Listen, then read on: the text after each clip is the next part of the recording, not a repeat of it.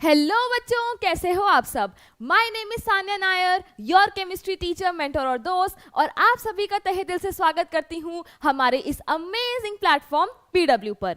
तो जैसे कि आप लोग जानते हो कि हमारा एक बहुत ही प्यारा सा बैच चल रहा है, that is the sprint batch, जिसमें हम हर एक चैप्टर को वन शॉट लेक्चर्स में फिनिश कर रहे हैं। तो आज बचा केमिस्ट्री का one of the most awaited chapter, that is atoms and molecules की बारी है। भैया केमिस्ट्री का एक तो ये चैप्टर और नेक्स्ट वाला चैप्टर, इससे बच्चों को थोड़ा सा ऐसा लगता है भैया अब शुरू हुई है केमिस्ट्री, समझ रहे हो।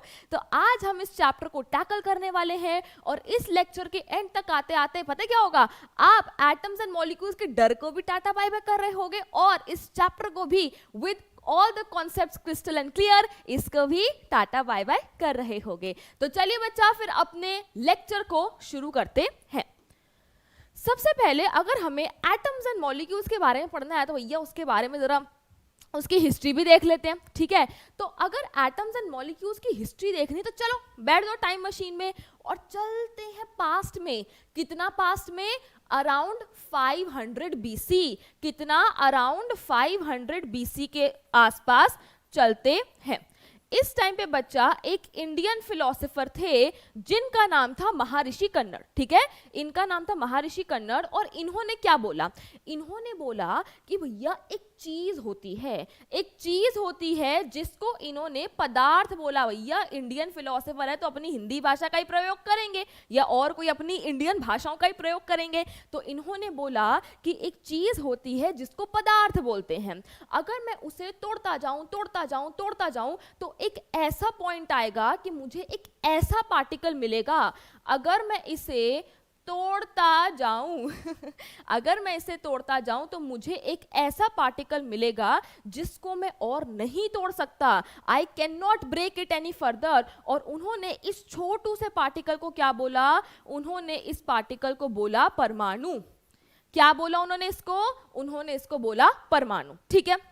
उसके बाद चलो थोड़ा सा आगे, उसके बाद आते हैं हमारे पकुड़ा कत्यायमा। एक और इंडियन फिलोसोफर आते हैं पकुड़ा कत्यायमा और उन्होंने क्या बोला? उन्होंने बोला दैट दीज पार्टिकल्स, मतलब भैया ये जो परमाणु हैं, they normally exist in a combined form which gives us various forms of matter. उन्होंने बोला कि ये जो परमाणु है ना, ये भैया अकेले नहीं रह सकते, मतलब कुछ रह भी सकते हैं बट जनरली नॉर्मली ये अकेले नहीं रह सकते। ये कैसे रहते हैं? They normally exist in a combined form. ये किसी ना किसी के साथ भैया दोस्ती बना के, रिश्ता बना के रहते हैं।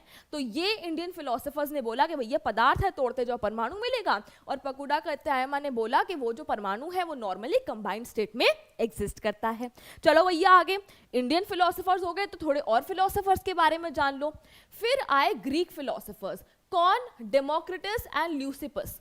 उन्होंने भी वही सेम चीज ही बोली कि if we go on dividing matter, अब हम पदार्थ से मैटर में आ गए भैया, लैंग्वेज चेंज हो गई है।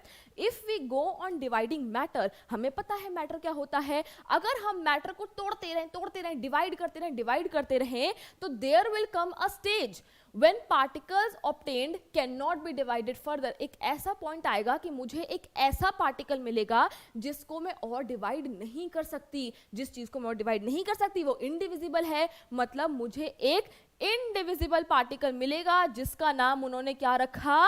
एटम रखा। उन्होंने बोला if we keep on dividing matter there will come a time when we have a particle which can not be divided further. तो उन्होंने उसका नाम रख दिया एटम, ठीक है। तो ये हमने फिलोसफीज और रिसर्चेस के बारे में देख लिया। बट बच्चा ये जो सारी चीजें थी ना, ये सारी चीजें ना मतलब फिलोसफीज और रिटन टेक्स्ट रह गए। इन पे काम होता गया और फाइनली 18th सेंचुरी के अराउंड हमें कुछ ऐसे लॉज मिले, हमें कुछ ऐसे लॉज ऑफ केमिकल कॉम्बिनेशन मिले जिन्होंने इनको, इन एटम्स को, इन परमाणुओं को और अच्छे से एक्सप्लेन करा। भैया ये कैसे कंबाइन करते हैं, ये कैसे एग्जिस्ट करते हैं, इनका नेचर क्या है, ठीक है। तो हमारे पास क्या आए? लॉज ऑफ केमिकल कॉम्बिनेशंस आए। और हमें कौन से दो लॉज देखने हैं केमिकल कॉम्बिनेशन के? पहला है law of conservation of mass और दूसरा है हमारे पास लॉ ऑफ कांस्टेंट प्रोपोर्शन। तो हमारे कौन से दो लॉज हो गए? Law of conservation of mass and law of constant proportions under the laws of chemical combination. तो सबसे पहले आइए देखते हैं law of conservation of mass. बच्चा हमें नाम से ही पता लग रहा है मास कंजर्व हो रहा है। समझो, law of conservation of mass was given by Lavoisier in 1774। According to the law of conservation of mass, mass is neither created nor destroyed in a chemical reaction. There is no change in mass during a chemical reaction. सबसे पहले बच्चा chemical reaction को समझते हैं क्या होता है। मैंने बोला हाइड्रोजन और ऑक्सीजन जो है वो कंबाइन करके मुझे क्या दे रहे हैं? वो कंबाइन करके मुझे दे रहे हैं वाटर। ठीक है, ये मैंने बोला। ठीक है, क्लियर है? तो ये है एक केमिकल रिएक्शन। मैं इसको कैसे लिख सकती हूं? H2 plus O2 gives H2O। तो बच्चा ये क्या है? ये एक केमिकल इक्वेशन है। ठीक है, अब देखो इस केमिकल इक्वेशन में ये जो चीजें हैं ये रिएक्ट कर रहे हैं, इनके बीच कुछ ना कुछ चक्कर है भैया। ये रिएक्ट कर रहे हैं और क्योंकि ये रिएक्ट कर रहे हैं तो इनको क्या बोला जाता है? इनको बोला जाता है रिएक्टेंट्स। रिएक्टेंट्स जब रिएक्ट करते हैं और जो नई चीज बनाते हैं, H2 और O2 ने रिएक्ट करा, उन्होंने एक न्यू चीज बनाई, दैट इज वाटर। तो वो जो न्यू चीज होती है उसको बोला जाता है प्रोडक्ट। उसको क्या बोला जाता है? प्रोडक्ट। तो इस केमिकल इक्वेशन में मेरे पास रिएक्टेंट्स हैं जो रिएक्ट करते हैं और जो नई चीज बनती है उनके रिएक्शन से, उसको बोला जाता है प्रोडक्ट। तो law of conservation of mass कहता है कि रिएक्शन से पहले जितना मास था, मतलब रिएक्शन से पहले जितना मास था मतलब रिएक्टेंट्स का जितना मास था। रिएक्शन से पहले क्या था? रिएक्टेंट्स ही तो थे ना। तो law of conservation of mass कहता है कि रिएक्शन से पहले जितना मास था उतना ही मास रिएक्शन के बाद भी होगा। अगर रिएक्शन से पहले मेरा टोटल मास x था तो रिएक्शन के बाद भी टोटल मास जो है वो x ही रहेगा। मास ना ही नष्ट होता है ना ही नया जन्म लेता है। मास can neither be created nor be destroyed in a chemical reaction. देखो इसको समझो, ऐसे समझते। लेट अस सपोज बच्चा मेरे पास एक बड़ा बीकर है जिसमें है केमिकल 1 और एक अंदर छोटा सा बीकर एक और है, अंदर एक छोटा सा बीकर और है जिसमें पड़ा है केमिकल 2। तो मैंने इस पूरे सेटअप का, इस पहले बीकर का, बड़े बीकर का, छोटे बीकर का, इन सारे केमिकल्स का मास निकाला तो वो 80 ग्राम आया। अब मैंने क्या करा? मैंने ना अंदर ऐसे उंगली डाल के ना ये बीकर का गिरा दिया कि भैया 1 और 2 रिएक्ट कर जाए। ठीक है, तो पहले मेरे पास क्या था? मेरे पास रिएक्टेंट्स में क्या थे?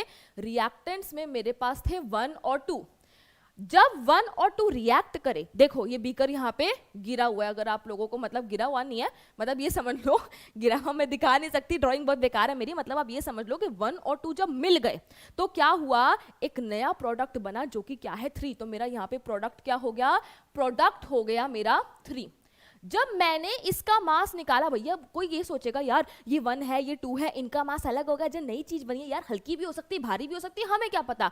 बट ये देखा गया कि जब इनके बीच में रिएक्शन हो गया, 1 और 2 के बीच में रिएक्शन हो गया, तब जो नई चीज बनी यानी कि जो मेरा प्रोडक्ट बना, इस पूरे का जब मास निकाला गया, बड़े बीकर का, छोटे बीकर का, और जो मुझे मिला है उसका भी मास कितना आया? 80 ग्राम आया। मतलब रिएक्शन से पहले जितना मास था, रिएक्शन से पहले जितना मास था बिफोर, उतना ही रिएक्शन के बाद भी है आफ्टर द रिएक्शन। और यही क्या है? यही है law of conservation of mass. ठीक है, तो क्या मैं लॉ ऑफ कंजर्वेशन ऑफ मास में ये कह सकती हूं कि टोटल मास ऑफ रिएक्टेंट्स, यानी कि रिएक्शन से पहले क्या प्रेजेंट होते हैं? रिएक्टेंट्स प्रेजेंट होते हैं। तो total mass of reactants is equal to total mass of products. Reaction के बाद क्या मिलता है? मुझे प्रोडक्ट्स मिलते हैं। तो रिएक्शन से पहले जितना मास है उतना ही रिएक्शन के बाद होगा, यानी कि total mass of reactants is equal to total mass of products. तो ये कहता है law of conservation of mass. ठीक है, तो आइए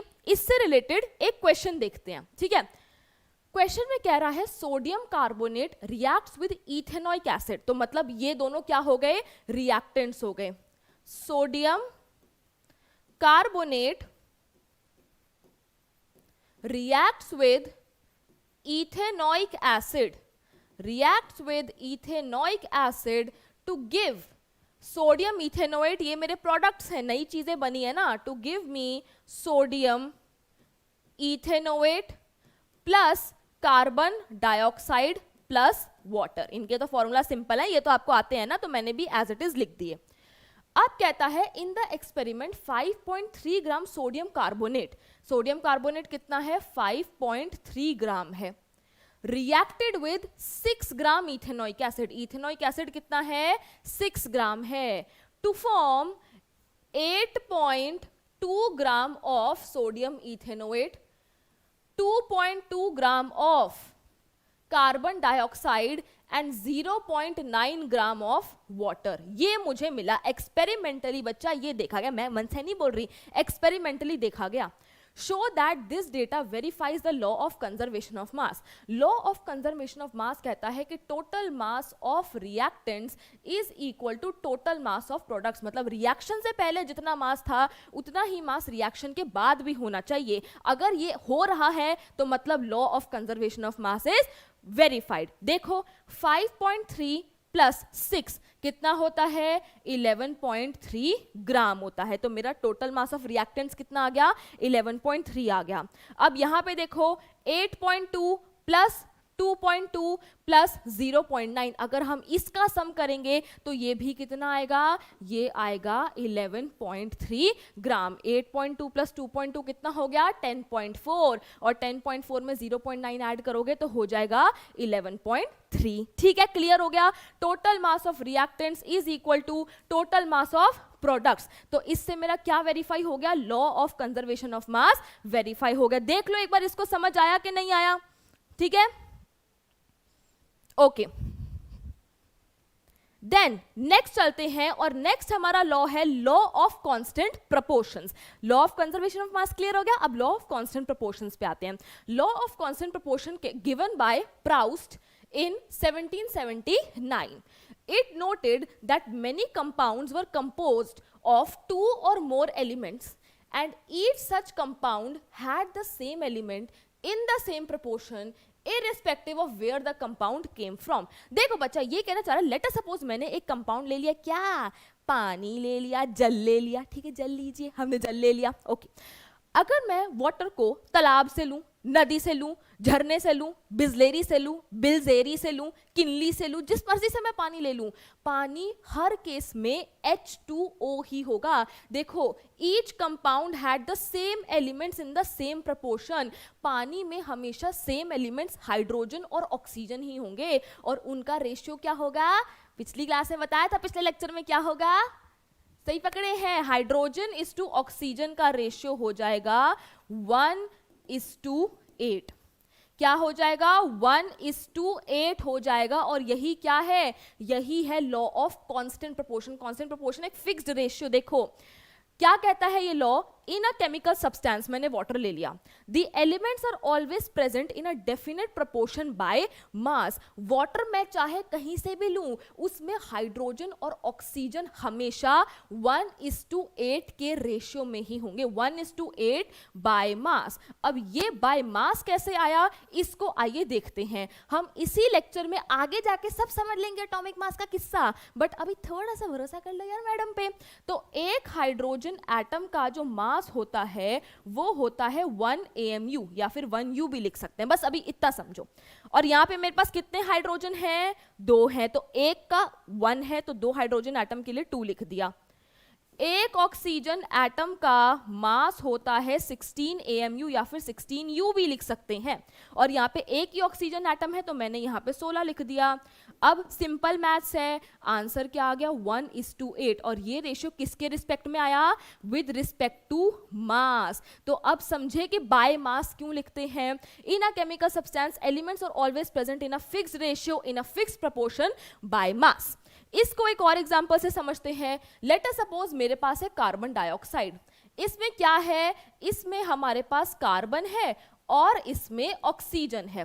अब इसका क्या मतलब हुआ, इस लॉ के अकॉर्डिंग कार्बन डाइऑक्साइड चाहे मुझे दुनिया के किसी भी कोने से मिल जाए, ऊपर से नीचे से लेफ्ट से राइट से कहीं से भी कार्बन डाइऑक्साइड मिल जाए, उसमें कार्बन और ऑक्सीजन ही होंगे और एक फिक्स रेशियो में ही होंगे। ये फिक्स रेशियो देखिए कैसे निकलेगा, एक कार्बन एटम का मास होता है बच्चों 12U या AMU, एक ही बात है, वो भी आपको आगे समझ आ जाएगा।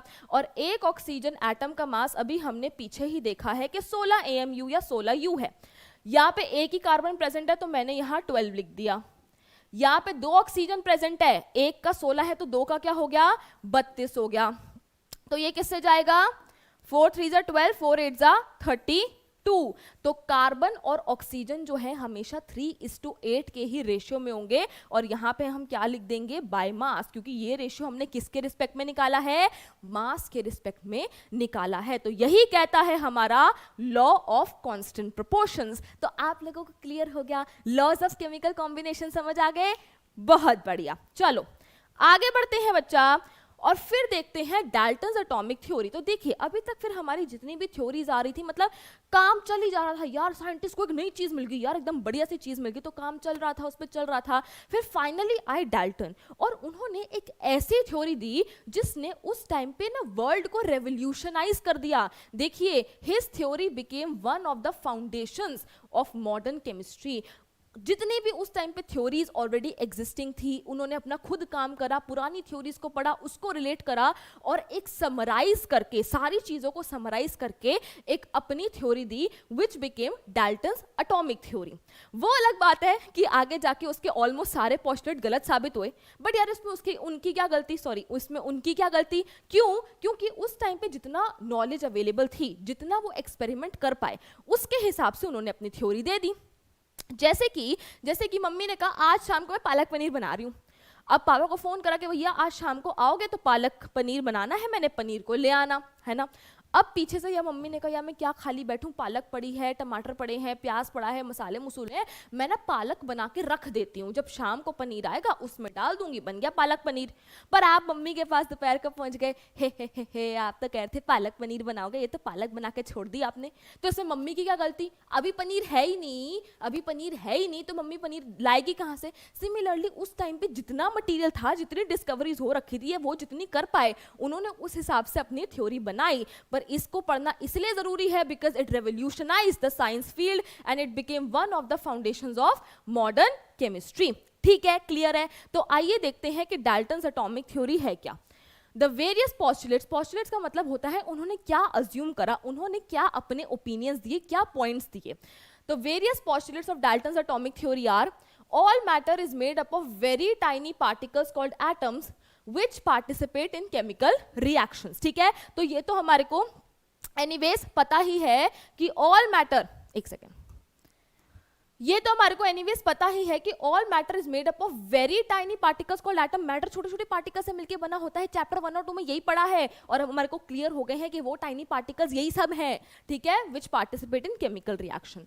Then we have atoms are indivisible particles which can not be created or destroyed in a chemical reaction. Atoms are indivisible particles, ये अलग बात है, बाद में जाके पता लगा कि एटम में भी इलेक्ट्रॉन प्रोटॉन न्यूट्रॉन होते हैं, बट उस टाइम तक क्या था कि एटम्स आर इनडिविजिबल पार्टिकल्स, इनको और डिवाइड नहीं करा जा सकता and they can not be created or destroyed in a chemical reaction. Let us suppose बच्चा एक एग्जांपल देखते हैं, मेरे पास है C+O2 गिव्स CO2। ये एक केमिकल रिएक्शन हुआ, कार्बन, यहाँ पे भी कार्बन, यहाँ पे भी कार्बन, यहाँ पे भी ऑक्सीजन, यहाँ पे भी ऑक्सीजन। क्या कोई नया एटम पैदा हो गया कि भैया कार्बन को हटाओ, हम यहाँ पे ना CO2 नहीं बनाएंगे, हम तो यहाँ पे कुछ और ही HO2 CZ कुछ भी ऐसे बना देंगे? नहीं, जो एटम्स मेरे यहीं पे थे वो भी वो ही वाले यहाँ पे हैं। तो कोई नया एटम क्रिएट नहीं हो जाता, ना ही नष्ट हो जाता कि भैया छोड़ो कार्बन को हटाओ, फुर्र नष्ट कर दो इसको, यहाँ पे तो हम कुछ अपना बढ़िया पार्टी छाटी करेंगे। नहीं, एक और एग्जाम्पल देखो, मेरे पास है CaCO3 gives CaO plus CO2। ये एक केमिकल रिएक्शन है। अगर आप यहाँ पे देख सकते हैं तो मेरे पास कैल्शियम है, यहाँ भी कैल्शियम है, मेरे पास कार्बन है, यहाँ भी कार्बन है, मेरे पास 3 ऑक्सीजन है, यहाँ पे भी 3 ऑक्सीजन है। कोई नया एटम नहीं बना, कोई एटम डिस्ट्रॉय नहीं हुआ, जितने यहाँ पे थे उतने ही यहाँ पे है। तो एक केमिकल रिएक्शन के दौरान एटम्स ना ही क्रिएट हो जाते हैं, कोई नई चीज नहीं बन जाती भैया, और ना ही डिस्ट्रॉय हो जाते हैं। जो यहाँ है वो ही यहीं पे रहेंगे, बस उनका थोड़ा रीअरेंजमेंट हो जाएगा, ठीक है, उनका अरेंजमेंट चेंज हो जाएगा। Next we have atoms of a given element are identical in mass and chemical properties. Let us suppose मैंने ऑक्सीजन एलिमेंट ले लिया, ऑक्सीजन एलिमेंट में जितने भी ऑक्सीजन के एटम्स होंगे उन सबका मास क्या होगा, सेम होगा, उन सबकी केमिकल प्रॉपर्टीज क्या होंगी, सेम होगी, ये भी बोला उन्होंने। नेक्स्ट उन्होंने बोला atoms of different elements have different masses and chemical properties. Different element, late us suppose मेरे पास ऑक्सीजन है और मेरे पास हाइड्रोजन है। ऑक्सीजन के एटम और हाइड्रोजन के एटम्स को ऑब्वियसली मासेस क्या होंगे, अलग अलग होंगे, केमिकल प्रॉपर्टीज क्या होंगी, अलग अलग होंगी, ये बोला उन्होंने। Then we have atoms combine in the ratio of small whole numbers to form compound. बेटा मैथ्स आता है ना, होल नंबर पता है हमें क्या होते हैं। अब देखो atoms combine in the ratio of small whole numbers to form compounds, इसको समझते हैं। तो क्या आपने कभी सुना है कि ऐसा कर बेटा, क्या कर, 2.25 एटम्स ले ले हाइड्रोजन के, ठीक है, 2.25 एटम ले ले ऑक्सीजन के और पानी बना दे जाके? ऐसा तो हमने कभी नहीं सुना। क्या हमने सुना है कि 3.8 एटम्स ले लो हाइड्रोजन के और 1.99 एटम ले लो ऑक्सीजन के और पानी बना दो? नहीं, एटम्स जो है वो आधे पौने कंबाइन नहीं होते हैं। एटम्स हमेशा पूरे होल नंबर्स में कंबाइन होते हैं। अगर मैं बात करूं H2O की, तो H2O में 2 हाइड्रोजन के एटम्स हैं और 1 ऑक्सीजन का एटम है। ऐसा नहीं है एक ऑक्सीजन का एटम है, ऐसा नहीं है कि 3.8 एटम हाइड्रोजन के ले लो, 1.99 एटम ऑक्सीजन के ले लो और पानी बना दो। नहीं, होल नंबर्स में कंबाइन होते हैं। मेरे पास अगर कार्बन डाइऑक्साइड है तो उसमें 1 कार्बन का एटम है और उसमें 2 ऑक्सीजन के एटम्स हैं। ऐसा नहीं है कि 2.8 कार्बन हो गया एंड 3.45 ऑक्सीजन हो गया, ऐसा नहीं होता है। तो एटम्स हमेशा होल नंबर्स में कंबाइन होते हैं, रेशियो ऑफ होल नंबर्स में कंबाइन होते हैं। क्लियर हो गई ये बात? वाटर में 2 हाइड्रोजन 1 ऑक्सीजन, तो क्या रेशियो हो गया, 2:1, होल नंबर्स का रेशियो हो गया। क्लियर है? Atoms combine in ratio of small whole numbers to form compounds. Then the relative number and kinds of atoms are constant in a given compound. Let us suppose मैंने पानी ले लिया। अब बेटा इसमें पानी में हमेशा हाइड्रोजन और ऑक्सीजन ही होगा। काइंड ऑफ एटम्स जो हैं किसी भी कंपाउंड में वो क्या रहेंगे, कांस्टेंट रहेंगे। पानी में हाइड्रोजन और ऑक्सीजन नहीं होगा। ये नहीं क्या मेरा मन करे जा कार्बन बेटा जा पानी बना जा, ऐसे नहीं होता। पानी है तो हाइड्रोजन और ऑक्सीजन ही होगा, ठीक है, और उसके रिलेटिव नंबर, उस जो नंबर ऑफ एटम्स है वो भी सेम रहेंगे। वाटर है तो मेरे पास 2:1 का ही रेशियो होगा, 2 हाइड्रोजन एटम्स होंगे और 1 ऑक्सीजन का एटम होगा। So the relative number and kinds of atoms are constant in a given compound. तो ये क्या थी, ये थी पूरी बच्चा डाल्टन्स एटॉमिक थ्योरी, जो कि बहुत ही बढ़िया साबित हुई उस टाइम के हिसाब से। बट वही, ये थोड़ी ना कि उन्होंने अपनी थ्योरी दे दी भैया तो एकदम वक्त ही रुक गया और कोई डिस्कवरियां होना ही बंद हो गई, ऐसा तो है नहीं। Science moves forward, time moves forward, है ना। तो और डिस्कवरीज हुई और उनकी थ्योरी में क्या आने लगी, लिमिटेशंस आने लगी। सबसे पहली और सबसे मेजर ड्रॉबैक क्या था कि उन्होंने बोला कि एटम इनडिविजिबल है, एटम से छोटा कुछ हो ही नहीं सकता। बट अब हमें बहुत अच्छे से पता है कि एटम के अंदर, भैया मुझे पता है अभी आगे पढ़ेंगे हम इस चैप्टर में, नेक्स्ट चैप्टर में पढ़ेंगे सॉरी, बट स्टिल इतना तो पता ही होगा कि एटम के अंदर इलेक्ट्रॉन, प्रोटॉन और न्यूट्रॉन भी होते हैं।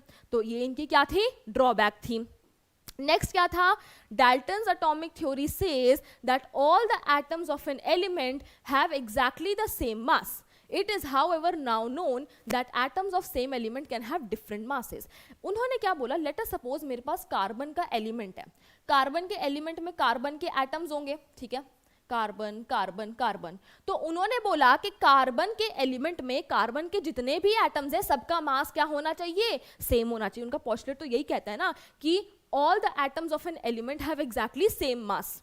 मैंने कार्बन एलिमेंट ले लिया, कार्बन के एटम्स ले लिए, सारे एटम्स का सेम मास होना चाहिए। बट बाद में जाके पता लगा कि ऐसा नहीं है। एक कार्बन एटम का मास 12 है, एक कार्बन एटम का मास 13 है, एक का मास 14 है, ठीक है। सेम एलिमेंट के एटम्स हैं फिर से रिपीट कर रही हूं, ये सेम एलिमेंट के एटम्स हैं बट इनके मासेस अलग अलग हैं। इनको बोला जाता है बेटा जी क्या, आइसोटोप्स। क्या बोला जाता है, आइसोटोप्स। अगेन इनको हम चैप्टर नंबर 4 में डिटेल में पढ़ेंगे, बट अभी के लिए उन्होंने क्या बोला कि एक एलिमेंट के एटम्स का मास सेम, बट हमने एक एलिमेंट के एटम्स लिए मास उनके अलग अलग दिखा दिए। ड्रॉबैक हो गया। Next, Dalton's atomic theory said that atoms of different elements have different masses. Different element, मेरे पास K है और मेरे पास कैल्शियम है, मेरे पास पोटेशियम है और मेरे पास कैल्शियम है, ये डिफरेंट एटम्स हैं, इनके मासेस अलग अलग होने चाहिए। बट बाद में पता लगा कि इसका मास भी 40 होता है, इसका मास भी 40 होता है। ये अलग अलग एलिमेंट के एटम्स हैं, these are different atoms but still इनका मास सेम है। इनको बोला जाता है आइसोबार्स। चैप्टर नंबर 4 में डिटेल में पढ़ेंगे। बट ये क्या हो गई, ये हो गया उनका लिमिटेशन या फिर डाल्टन का ड्रॉबैक। तो क्या आप लोगों को डाल्टन एटॉमिक थ्योरी समझ आई?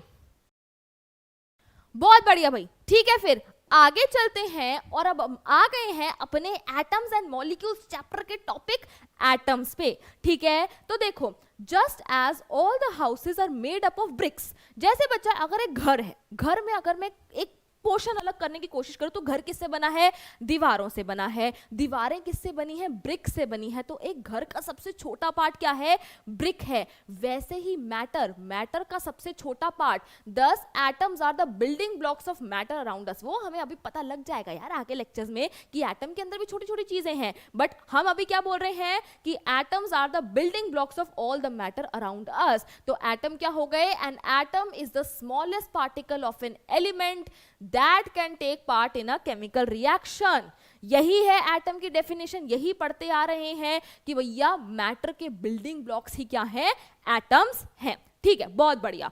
अब देखो यार एटम्स के बारे में, एटम एटम एटम एटम हो ही जा रहा, तो एटम की पूरी डिटेल भी तो हमें पता होनी चाहिए। तो देखिए, atoms are so small that we can not see them even under a powerful optical microscope. अगर मैं आपसे बोलूं कि बेटा मुझे बताओ कि सबसे छोटी चीज कौन सी है जो आप अपनी आंखों से देख सकते हो, तो आप कहोगे मैम चींटी, फिर आप कहोगे मैम रेत का दाना, है ना, ऐसे ऐसे कुछ बोलोगे।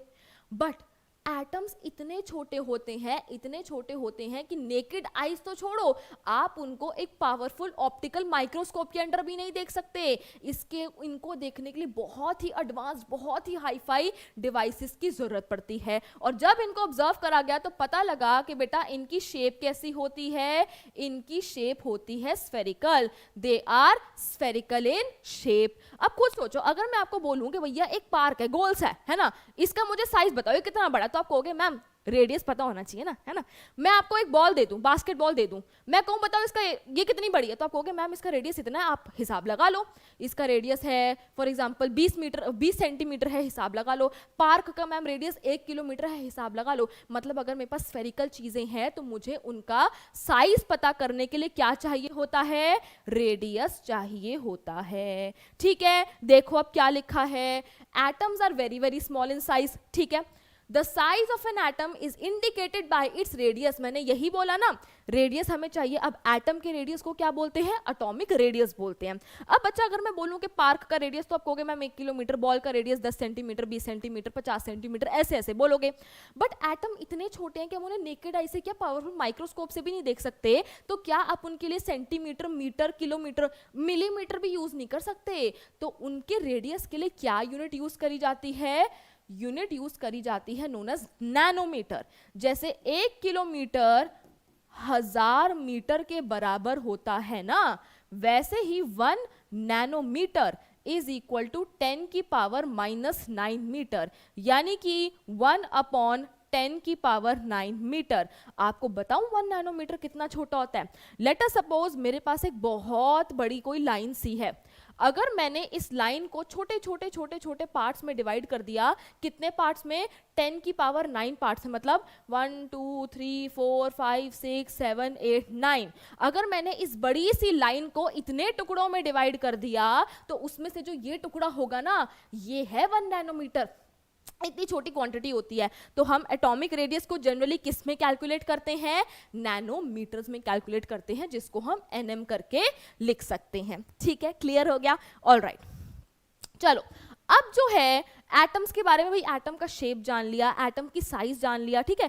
अब यार हमारे को क्या जरूरत पड़ी, हमारे को जरूरत पड़ी एलिमेंट्स के ना सिंबल्स रखने की। अब इन पर धड़ा काम शुरू हो गया यार, ये रिएक्शन काम चल रहा है, तो ना बहुत टाइम कंज्यूमिंग है बार बार लिखना कि भैया हाइड्रोजन है वो ऑक्सीजन के साथ कंबाइन हो रहा है, मुझे वाटर दे रहा है, या फिर ये लिखना कि मेरे पास कैल्शियम कार्बोनेट है, ठीक है, ये टूट के मुझे कैल्शियम ऑक्साइड दे रहा है और साथ में कार्बन डाइऑक्साइड दे रहा है। भैया बहुत टाइम कंज्यूमिंग है यार। तो अब रिक्वायरमेंट किसकी थी कि एलिमेंट्स के ना सिंबल्स रखो, कुछ छोटू मोटू, जैसे बलविंदर बल्लू बन गया, आदित्य आदि बन गया है ना, मोनिका मोनू बन गई, वैसे ही इनके कुछ सिंबल्स रखो। तो अब आए हमारे डाल्टन भाई साहब, डाल्टन अंकल आए, कहते मैं बताऊंगा। हमने कहा बताओ, हमने नहीं, उस टाइम पे लोगों ने कहा बताओ। उन्होंने क्या बोला, देन पहले हम डाल्टन के सिंबल पढ़ेंगे, फिर हम मॉडर्न सिंबल्स पढ़ेंगे। तो डाल्टन ने क्या बोला कि ऐसा करो यार, एलिमेंट्स को ना ऐसे ऐसे सिंबल दे दो।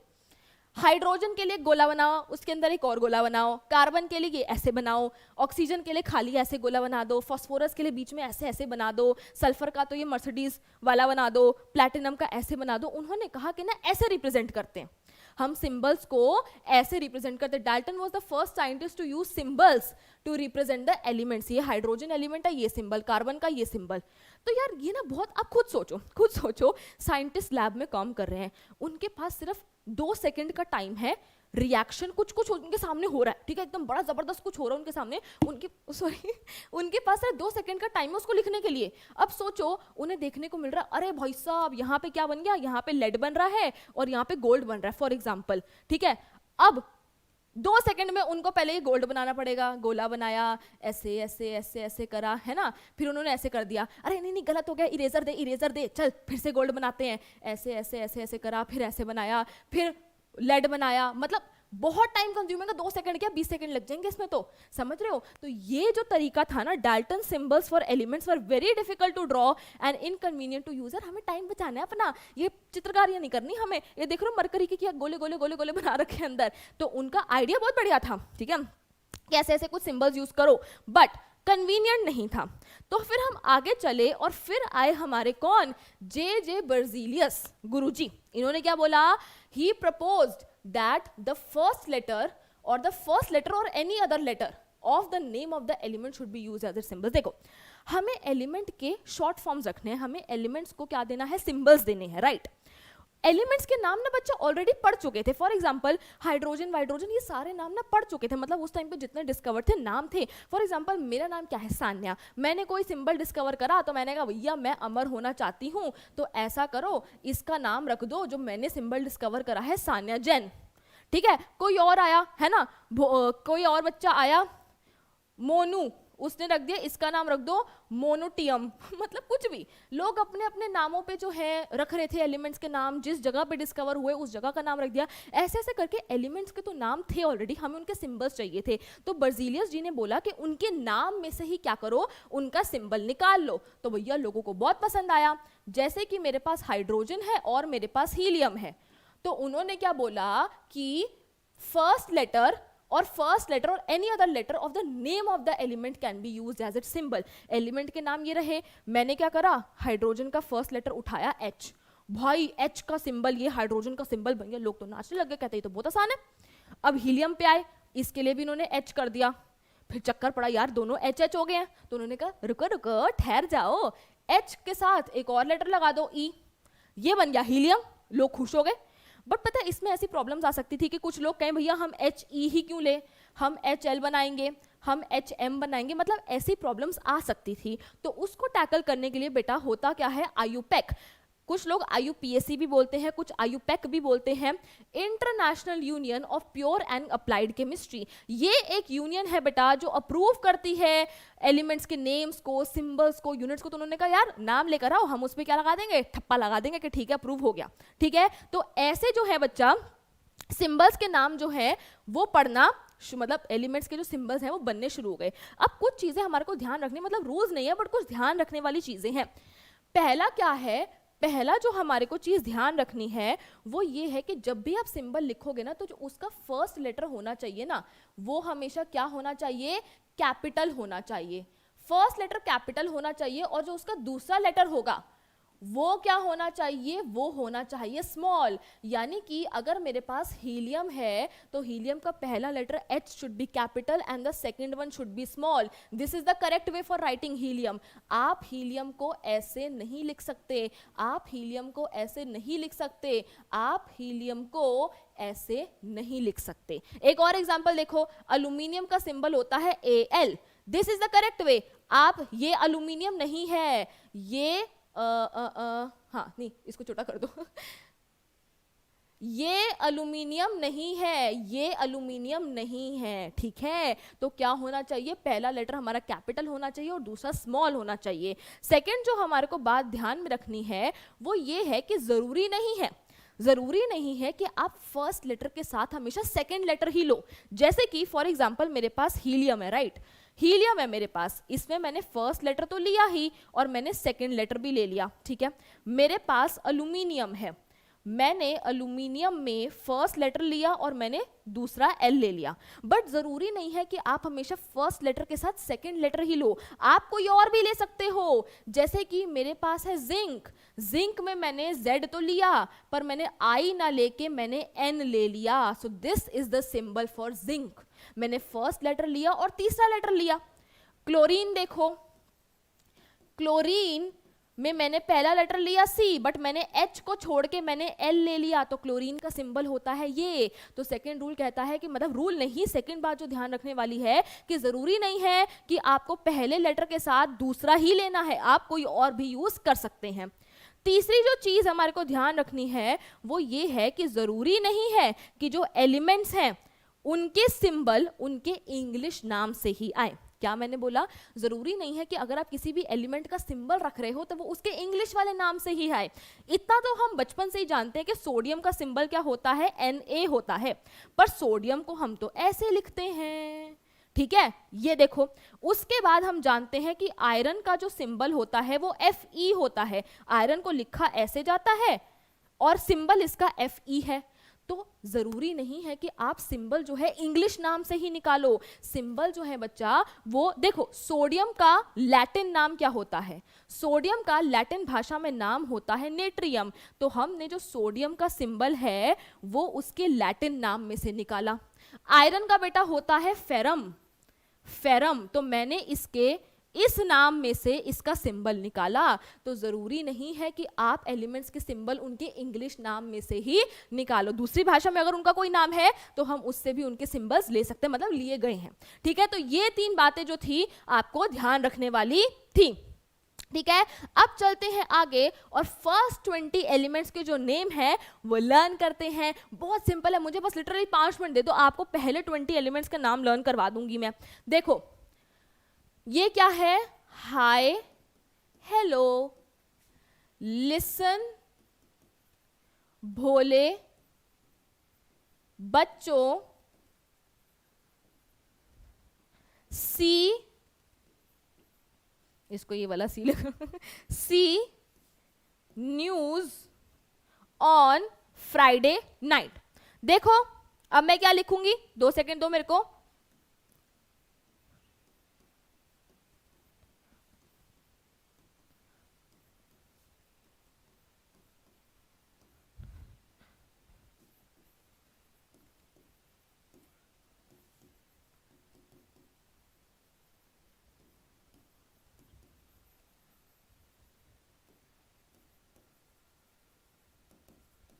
देखो, हाय, हेलो, लिसन, भोले, बच्चों, सी न्यूज ऑन फ्राइडे नाइट। इससे कितनी बढ़िया बात भी मिल रही है बेटा। वैसे आजकल लोगों को न्यूज देखना, बच्चों को न्यूज देखना स्पेशली पसंद नहीं है, बट कभी कभार तो देख लिया करो।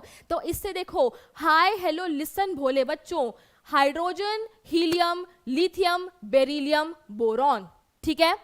सी न्यूज, सी का ये वाला सी, ठीक है, सी फॉर कार्बन, न्यूज के एन से क्या निकला, नाइट्रोजन, ऑन के ओ से क्या निकला, ऑक्सीजन, फ्राइडे के एफ से क्या आया, फ्लोरीन, और नाइट के एन से क्या आया, नियॉन। तो hydrogen, helium, lithium, beryllium, boron, carbon, nitrogen, oxygen, fluorine and neon. तो देखो यहाँ पे यही है, hydrogen, helium, lithium, beryllium, boron, carbon, nitrogen, oxygen, fluorine and neon. तो ये हो गए आपके पहले 10 एलिमेंट्स। 2.5 मिनट में हुए, अब नेक्स्ट 2.5 मिनट दो, आपको बाकी के 20 भी लर्न करा देंगे।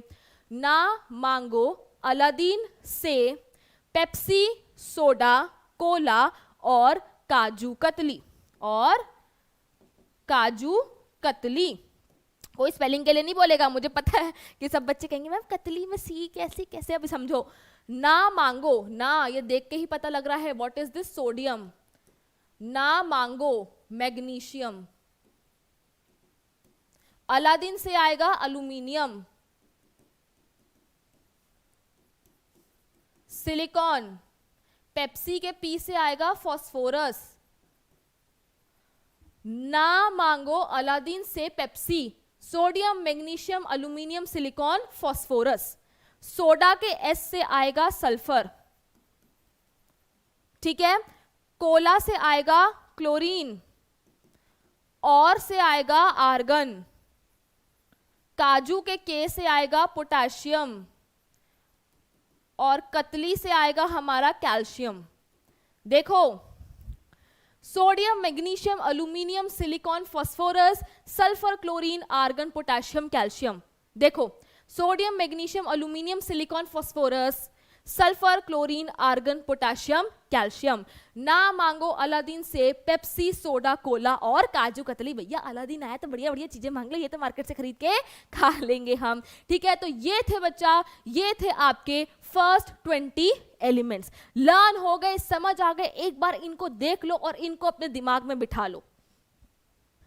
चलो ठीक है, फिर चलते हैं आगे। ये आपने फर्स्ट 20 के तो देख लिए बच्चा, पर ये भी कुछ कुछ इंपॉर्टेंट है। आप इस टेबल को भी देख सकते हैं, इसमें कुछ कुछ आपको एक्स्ट्रा भी मिलेंगे, आप उनको भी देख लीजिएगा। अब चलते हैं हम एक बहुत ही इंपॉर्टेंट टॉपिक पे, that is atomic mass of an element. बेटा साइंटिस्ट ना एटम्स की स्टडी में एकदम ऐसे इंटरेस्टेड हो गए, घुस गए यार।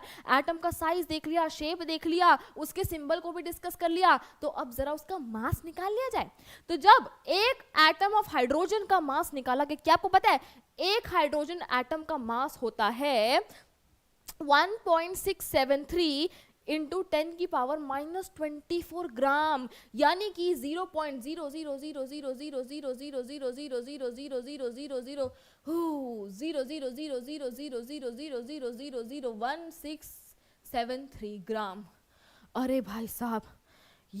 0.00000000000000000000000000000000000000000000000000000000000000000000000000000000000000000000000000000000000000000000000000000000000000000000000000000000000000000000000000000000000000000000000000000000000000000000000000000000000000000000000000000000000000000000000000000000000000000000000000000000000000000000000000000000000000000000000000000000000000000000000000000000000000000000000000000000000000000000000000000000000000000000000000000000000000000000000000000000000000000000000000000000000000000000000000000000000000000000000000000000000000000000000000000000000000000000000000000000000000000000000000000000000000000000000000000000000000000000000000000000000000000000000000000000000000000000000000000000000000000000000 का मास। पहले तो एक एक एटम को लो, उसका इतनी मुश्किलों से मास निकालो, और फिर भैया बैठ के रटो यार उनको। साइंटिस्ट ने कहा ना भैया ये अपने बस की ना है, कोई बढ़िया सा कॉन्सेप्ट निकालो एटम का मास निकालने के लिए। तो फिर हमारे पास कॉन्सेप्ट आया क्या, आइए उसको समझते हैं। लेट अस सपोज आज आप किसी भी दिन मम्मी या पापा के साथ मार्केट चले गए सब्जी खरीदने के लिए, ठीक है। आपके पापा या मम्मी ने कहा कि भैया 1 किलो टमाटर दे दो, तो वो क्या करते हैं, जो दुकानदार होता है वो यहाँ पे 1 kg का कोई पत्थर रखता है, मतलब मुझे इसका एग्जैक्ट वर्ड नहीं पता क्या बोलते हैं, बट 1 kg का कुछ यहाँ पे रखता है, वेट रखता है, ठीक है। और उसके रिस्पेक्ट में वो यहाँ पे टमाटर डालता रहता है। जब ये बिल्कुल बैलेंस हो जाए तो वो कहता है ठीक है भैया ये 1 किलो टमाटर हो गए। अब मैंने कहा मुझे 1.5 किलो टमाटर चाहिए, तो वो यहाँ पे आधे किलो का एक और वजन डाल देगा, और यहाँ पे जो है और टमाटर डाल देगा कि ये लो आपके 1.5 किलो टमाटर हो गए। तो बेटा जी हम क्या कर रहे हैं, हम जो है सब्जी के मास को रिलेट कर रहे हैं इसके मास से। मैंने क्या बोला, हम सब्जी के मास को रिलेट कर रहे हैं इन पत्थरों के मास से। हमने सब्जी का मास निकाला विद रिस्पेक्ट टू ये पत्थर, और यही कॉन्सेप्ट क्या है, यही कॉन्सेप्ट है रिलेटिव मास का। मैंने इन सब्जियों का मास तभी निकाल पाई जब मैंने इसको इसके मास से रिलेट करा। नहीं तो मेरे पास तराजू है, यहाँ मैं टमाटर डालती जाऊं, जब तक मैं यहाँ कुछ डालूंगी नहीं तब तक कैसे पता लगेगा कि कितने टमाटर डाल लिए, टमाटर का कितना मास हो गया, ठीक है। तो इसीलिए देखो हमारे पास क्या है, हमने सब्जियों के मास को रिलेट करा पत्थरों के मास से, और यही कॉन्सेप्ट है रिलेटिव मास का। तो ये कॉन्सेप्ट तो बहुत बढ़िया लगा, तो साइंटिस्ट ने कहा यार चलो इसको हम क्या करते हैं, यूज करते हैं। अब देखो हमने तराजू में जब सब्जियों को तोला तो मुझे एक तरफ एक ऐसी चीज चाहिए थी जिसका मास मुझे ऑलरेडी पता है। यहाँ पे मेरे पास टमाटर है, मुझे नहीं पता कि इनका वजन कितना है, बट जब मैंने यहाँ पे इनको रखा जिनका मास मुझे पता है, तब जाके मैं इन सब्जियों का वजन तोल पाई। सिमिलरली अगर मुझे एटम्स का रिलेटिव मास निकालना है तो इस तराजू में मुझे एक तरफ एक ऐसी चीज रखनी पड़ेगी, मुझे एक तरफ एक ऐसा स्टैंडर्ड रेफरेंस रखना पड़ेगा जिसका मास मुझे ऑलरेडी पता है, तभी तो मैं यहाँ पे रखे गए एटम का मास उसके रिस्पेक्ट में उससे रिलेट करके निकाल पाऊंगी। समझ रहे हो? ध्यान से सुनना मैं क्या कह रही हूँ। मुझे यहाँ पे एक ऐसा रेफरेंस रखना है, मुझे यहाँ पे एक ऐसा स्टैंडर्ड रेफरेंस रखना है जिसके रिस्पेक्ट में मैं इन एटम्स का मास निकाल पाऊं जो कि मैं यहाँ पे रखूंगी। तो उस स्टैंडर्ड रेफरेंस को क्या लिया गया? उस स्टैंडर्ड रेफरेंस को लिया गया कार्बन 12। जैसे मैंने आपको अभी बताया कि भैया कार्बन में कार्बन 12 भी होता है, कार्बन 13 भी होता है, कार्बन 14 भी होता है, अलग अलग मासेज होते हैं। अब जैसे आप मार्केट जाओ यार, आपको लहंगा खरीदना है, ठीक है, पिंक कलर का भी है, ब्लू कलर का भी है, ब्लैक कलर का भी है, व्हाइट कलर का भी है तो सारे लहंगे ही बट अलग अलग कलर के, वैसे ही है तो सारे कार्बन आइटम ही, कार्बन की वैरायटी है भैया, ये कार्बन 12, ये कार्बन 13, ये कार्बन 14। तो हमने किसको लिया? हमने कार्बन 12 को लिया। बाकियों को भी, बाकी एलिमेंट्स को भी लेके देखा गया, हाइड्रोजन बात नहीं बनी, ऑक्सीजन बात नहीं बनी, बट हमने फिर फाइनली किसको अपना स्टैंडर्ड रेफरेंस मारा? कार्बन 12 को अपना स्टैंडर्ड रेफरेंस माना। ठीक है, अब ये कैसे हुआ? इतना आसान नहीं है, खत्म नहीं हो गया। ये देखो ये कैसे हुआ, आइए इसको डिटेल में समझते हैं।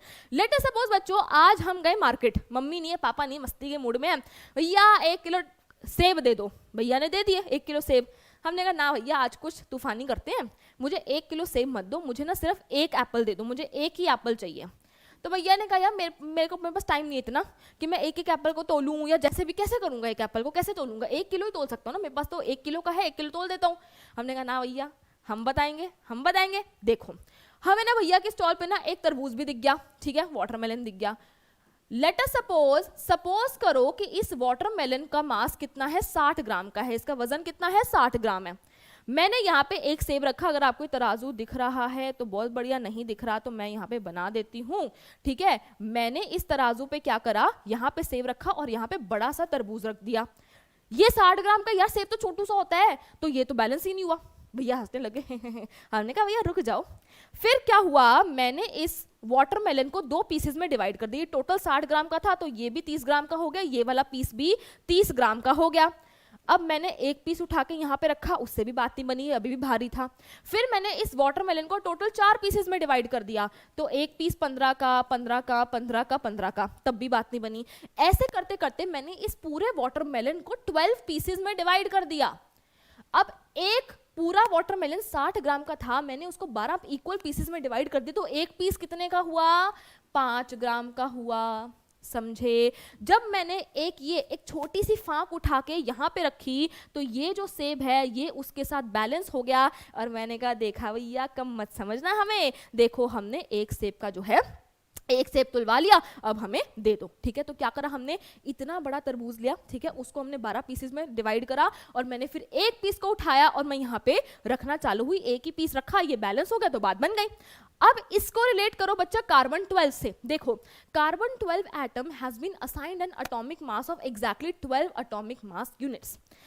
मैंने अभी आपको क्या बोला कि अगर मुझे एटम्स का मास निकालना है, रिलेटिव मास निकालना है, तो मुझे यहाँ पे एक ऐसी चीज रखनी पड़ेगी जिसका मास मुझे पता होना चाहिए, और वो मैंने स्टैंडर्ड रेफरेंस क्या लिया, कार्बन 12 लिया। अब मुझे कार्बन 12 का मास पता होगा तभी तो मैं रिलेटिव मास निकालूंगी बाकियों के। तो कार्बन 12 का मास कितना होता है यार, मैम पे थोड़ा सा भरोसा रखो यार। तो कार्बन 12 का मास जब कैलकुलेट करा गया, कार्बन 12 एटम का मास जब कैलकुलेट करा गया तो वो कितना आया, 12 एटॉमिक मास यूनिट्स, 12 AMU। बच्चा एटम इतना छोटा होता है, आप उसको ग्राम में, किलोग्राम में, मिलीग्राम नहीं यूज कर सकते, उसके लिए क्या यूनिट्स यूज करी जाती हैं, AMU एटॉमिक मास यूनिट्स, या फिर सिर्फ U, that is unified mass. देखो atomic mass unit was earlier written as AMU। अब समझ आया मैं स्टार्टिंग में AMU क्यों लिख रही थी, but these days atomic mass unit is denoted by U, जिसको यूनिफाइड मास बोलते हो, तो आप लिख सकते हो। This means that a carbon 12 atom has been assigned, एक कार्बन 12 के एटम को कितना मास असाइन करा गया है, एक कार्बन 12 एटम को एग्जैक्टली कितना मास असाइन किया गया है, 12 U का असाइन करा गया है। अब समझो बच्चा, अब कॉन्सेप्ट बहुत इंपॉर्टेंट है बट बहुत ही इंटरेस्टिंग है, समझो इसको। मेरे पास ये एक एटम है किसका, मेरे पास एक एटम है कार्बन 12 का, मेरे पास एक एटम है कार्बन 12 का, ठीक है, पहले यहां पे समझते हैं। मैंने क्या बोला, 1 एटम ऑफ कार्बन 12 का मास कितना है, 12 AMU है। मैंने नहीं बोला, साइंटिस्ट ने बोला है, आपकी NCERT में लिखा है।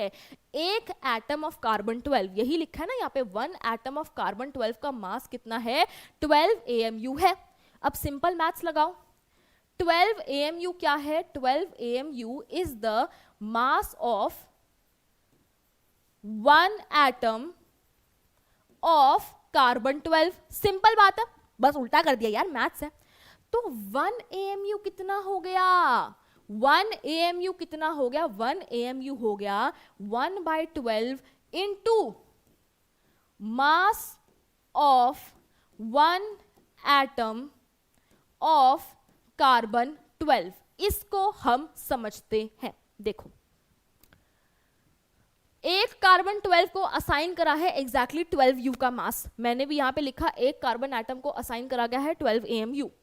Now since a carbon 12 atom has been assigned an atomic mass of 12 AMU, therefore the atomic unit मतलब AMU, 1 AMU should be equal to 1/12 the mass of carbon 12 atom. मैंने यही लिखा है, एक एटम का 12 AMU है, मतलब 12 AMU is the mass of 1 atom of carbon 12। तो 1 AMU कितना हुआ, सिंपल मैथ्स लगानी है, 12 यहाँ पे नीचे चला गया एंड 1 AMU की वैल्यू आ गई ये। अब इसको पिक्चराइज करते हैं। देखो, मेरे पास एक कार्बन 12 का एटम है, एक एटम है कार्बन 12 का जिसका मास एग्जैक्टली क्या है, 12 AMU है। मैंने इस एक कार्बन के एटम को 12 इक्वल टुकड़ों में डिवाइड कर दिया। याद करो, मेरे पास एक तरबूज था, मैंने उस तरबूज को 12 इक्वल पीसेस में डिवाइड करा था और फिर एक फाक उठाई और उससे मैंने क्या करा, एप्पल तोड़ लिया। वैसे ही मेरे पास एक कार्बन 12 का एटम है जिसका मास क्या है, 12 AMU। मैंने इस पूरे एटम को 12 इक्वल पीसेस में डिवाइड करा। पूरे का 12 AMU है, तो एक पीस का, इस एक पीस का मास कितना होगा, इस एक पीस का मास होगा AMU। और यही ये एक पीस, इस पूरे कार्बन एटम का 1/12 पार्ट जो है ना, ये पिज्जा की स्लाइस, यही क्या है, यही है 1 AMU। देखा, समझे, 1 AMU क्या है, पूरे कार्बन एटम का 1/12। समझे। अब फिर हमने मास कैसे निकाला, बाकी एटम्स का रिलेटिव के मास कैसे निकाला। लेट अस सपोज मैंने यहां पे रख दिया क्या, हाइड्रोजन का एक एटम। जब मैंने हाइड्रोजन का एटम यहाँ पे रखा और मैंने यहाँ क्या करा, पिज्जा स्लाइसेस रखनी शुरू करी। अरे अपना 1 AMU 1/12 पीस जो है हमारा, मैंने यहाँ पे 1 AMU रखा और ये भैया तराजू बिल्कुल बैलेंस हो गया। मतलब तराजू नहीं यार, ये मत सोचना कि एक एक एटम को ऐसे ऐसे रख रहे थे, नहीं, ठीक है, उनके अपने डिवाइसेस थे। बट मैंने यहाँ पे हाइड्रोजन का एक एटम रखा, यहाँ पे मैंने 1 AMU का एक टुकड़ा रखा और ये बैलेंस हो गया। तो मेरे एक हाइड्रोजन एटम का मास कितना आ गया, 1 AMU आ गया। यहाँ पे एक हाइड्रोजन एटम है और यहाँ पे केवल एक ही टुकड़ा है, ये एक टुकड़ा माने 1 AMU, ठीक है। अब मैंने यहाँ पे ऑक्सीजन एटम रख दिया, मैंने यहाँ पे टुकड़े रखने शुरू करे। मैंने 1 रखा, 2 रखा, 3 रखा, 4 रखा, 5 रखे। ऐसे करते करते मैं ये टुकड़े रखने शुरू हुई और मैंने देखा कि जब मैं यहाँ पे 16 टुकड़े रख दूंगी तब जाके ये तराजू बैलेंस हुआ। यानी कि एक ऑक्सीजन एटम का मास कितना हो गया, 16 AMU। मुझे 16 टुकड़े रखने पड़े, एक टुकड़े का मास 1 AMU, 16 टुकड़ों का मास 16 AMU। तो एक ऑक्सीजन एटम का मास होता है 16 AMU।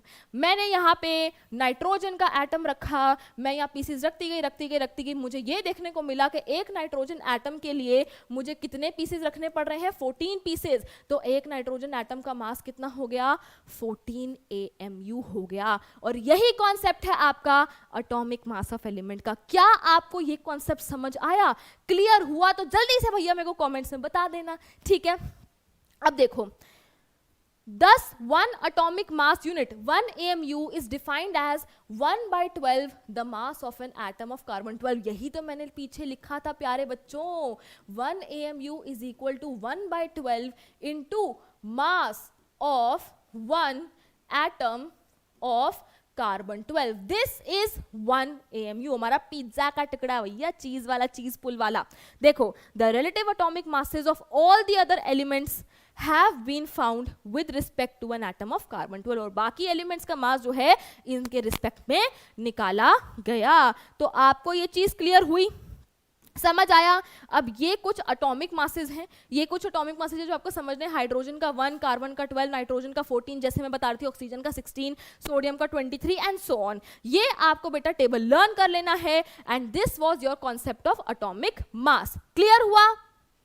ठीक है, फिर चलो अब आगे बढ़ते हैं। और एटम्स हो गया, तो चलो अब आ जाते हैं हम अपने अगले टॉपिक पे, which is how do atoms exist, यानी कि मतलब हम क्या पढ़ने वाले हैं अब, मॉलिक्यूल्स के बारे में पढ़ने वाले हैं। तो क्वेश्चन आता है कि एटम एक्सिस्ट करता कैसे है। तो हमारे जो कात्यायन जी थे उन्होंने क्या बोला कि एटम्स जो है वो नॉर्मली जनरली किस स्टेट में एग्जिस्ट करते हैं, कंबाइंड स्टेट में एग्जिस्ट करते हैं। कुछ रह भी सकते हैं भैया अकेले, बट जनरली नॉर्मली वो कंबाइंड स्टेट में एग्जिस्ट करते हैं। और बेटा इन्हीं एटम्स के कॉम्बिनेशन को, यही जब एटम्स कंबाइन होकर ग्रुप ऑफ एटम्स बना देते हैं तो उसी को क्या बोलते हैं, मॉलिक्यूल बोलते हैं। A molecule is a group of 2 or more atoms which are held together strongly by some kind of attractive force. बेटा अगर आपका कोई दोस्त है तो एक दोस्ती, एक फ्रेंडशिप का रिलेशन होगा। अगर आप प्यार करते हो मम्मी पापा से तो लव होगा, किसी से दुश्मनी है तो हेट्रेड होगी। समझ रहे हो मैं क्या कहना चाह रही हूँ? जहां भी कोई रिलेशनशिप है वहां पे एक बीच में फोर्स होगी ना, ये फ्रेंडशिप की, ये लव की, हेट्रेड की, etcetera etcetera.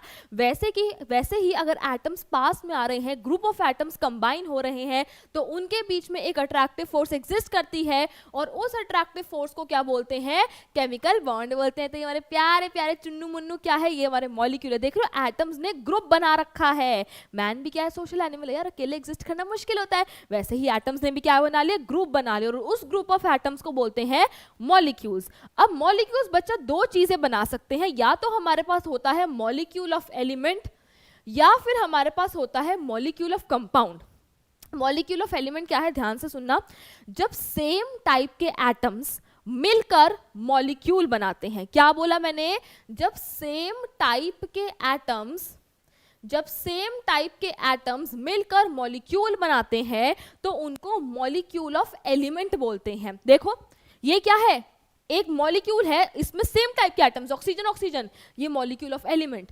Molecule of compound, अब नाम से पता लग रहा होगा, जब डिफरेंट टाइप के एटम्स मिलकर मॉलिक्यूल बनाते हैं, जब डिफरेंट टाइप के एटम्स मिलकर मॉलिक्यूल बनाते हैं उनको बोलते हैं मॉलिक्यूल ऑफ कंपाउंड। ये मेरा वाटर का मॉलिक्यूल है, इसमें एक हाइड्रोजन एटम है, ऑक्सीजन एटम है, डिफरेंट टाइप के एटम्स हैं, और ये क्या बना रहे हैं, मॉलिक्यूल ऑफ कंपाउंड बना रहे हैं। आइए इनको थोड़ा सा और अच्छे से जानते हैं। Molecules of element, late us suppose बच्चा मेरे पास बहुत सारे ऑक्सीजन के एटम्स हैं, बहुत सारे ऑक्सीजन के क्या है, एटम्स हैं। तो ये देखो ये कंबाइन हो गए, ऐसे ऐसे ऐसे O2 बन गया, ये क्या हो गया, ये हो गया मॉलिक्यूल्स ऑफ एलिमेंट। जब सेम टाइप के एटम्स मिलकर मॉलिक्यूल बनाते हैं वो हो गया मॉलिक्यूल्स ऑफ एलिमेंट। तो देखो मेरे पास आर्गन, ऑक्सीजन, इसमें ऑक्सीजन ऑक्सीजन के atoms, ozone O same type के एटम्स हैं। देन वी हैव P, इस मॉलिक्यूल में सेम टाइप के एटम्स हैं, इस मॉलिक्यूल में सारे सल्फर के एटम्स हैं। तो ऐसा मॉलिक्यूल जो सेम टाइप के एटम्स से मिलके बना होता है वो है मॉलिक्यूल ऑफ एलिमेंट। अब एक छोटे से टॉपिक पे आ जाते हैं, बड़ा प्यारा सा टॉपिक है यार, जो कि है atomicity. The number of atoms present in one molecule of an element is called its atomicity. किसी भी मॉलिक्यूल में कितने नंबर ऑफ एटम्स प्रेजेंट होते हैं उसी को क्या बोलते हैं, उसकी एटॉमिसिटी बोलते हैं। ठीक है, अब let us suppose the atomicity of an element is indicated by writing the number as a subscript. अगर मुझे क्या लिखना है, अगर मुझे लिखना है कि मेरे पास H2 है तो मैं इस 2 को ना, इस 2 को मैं यहाँ नीचे लिखूंगी, मैं 2H नहीं लिख सकती, दिस इज रॉन्ग। मैं ऐसे नहीं लिख सकती, मैं ऐसे नहीं लिख सकती, ये सारे हमारे गलत हैं। एटॉमिसिटी को कैसे रिप्रेजेंट करते हैं, subscript on the right hand side bottom. ठीक है, okay. On the basis of the atomicities the elements have been classified as monoatomic, triatomic, tetratomic etcetera. हम क्या पढ़ रहे हैं, हम पढ़ रहे हैं मॉलिक्यूल्स ऑफ एलिमेंट, यानी कि ऐसे मॉलिक्यूल्स जो सेम तरीके के एटम से मिलके बनते हैं। अब उसमें हमारे पास मोनोटॉमिक हो गया, डायटॉमिक हो गया, ट्राइएटॉमिक हो गया, टेट्राटॉमिक हो गया, क्या है ये, पॉलीएटॉमिक हो गया। What are these? मोनोएटॉमिक एक ऐसा मॉलिक्यूल जिसमें केवल एक ही एटम है। भैया नोबल गैसेस ले लो, हमारे हीलियम, नियॉन, आर्गन, ये सब ले लो। जैसे फॉर एग्जांपल हीलियम है, नियॉन है, आर्गन है, नोबल गैसेस भैया उनका एटम और उनका मॉलिक्यूल एक ही बात है। नोबल गैसेस, अगर मेरे पास आर्गन है तो वो Ar2 नहीं होगा, वो सिर्फ आर्गन, वो सिर्फ ऐसे होगा।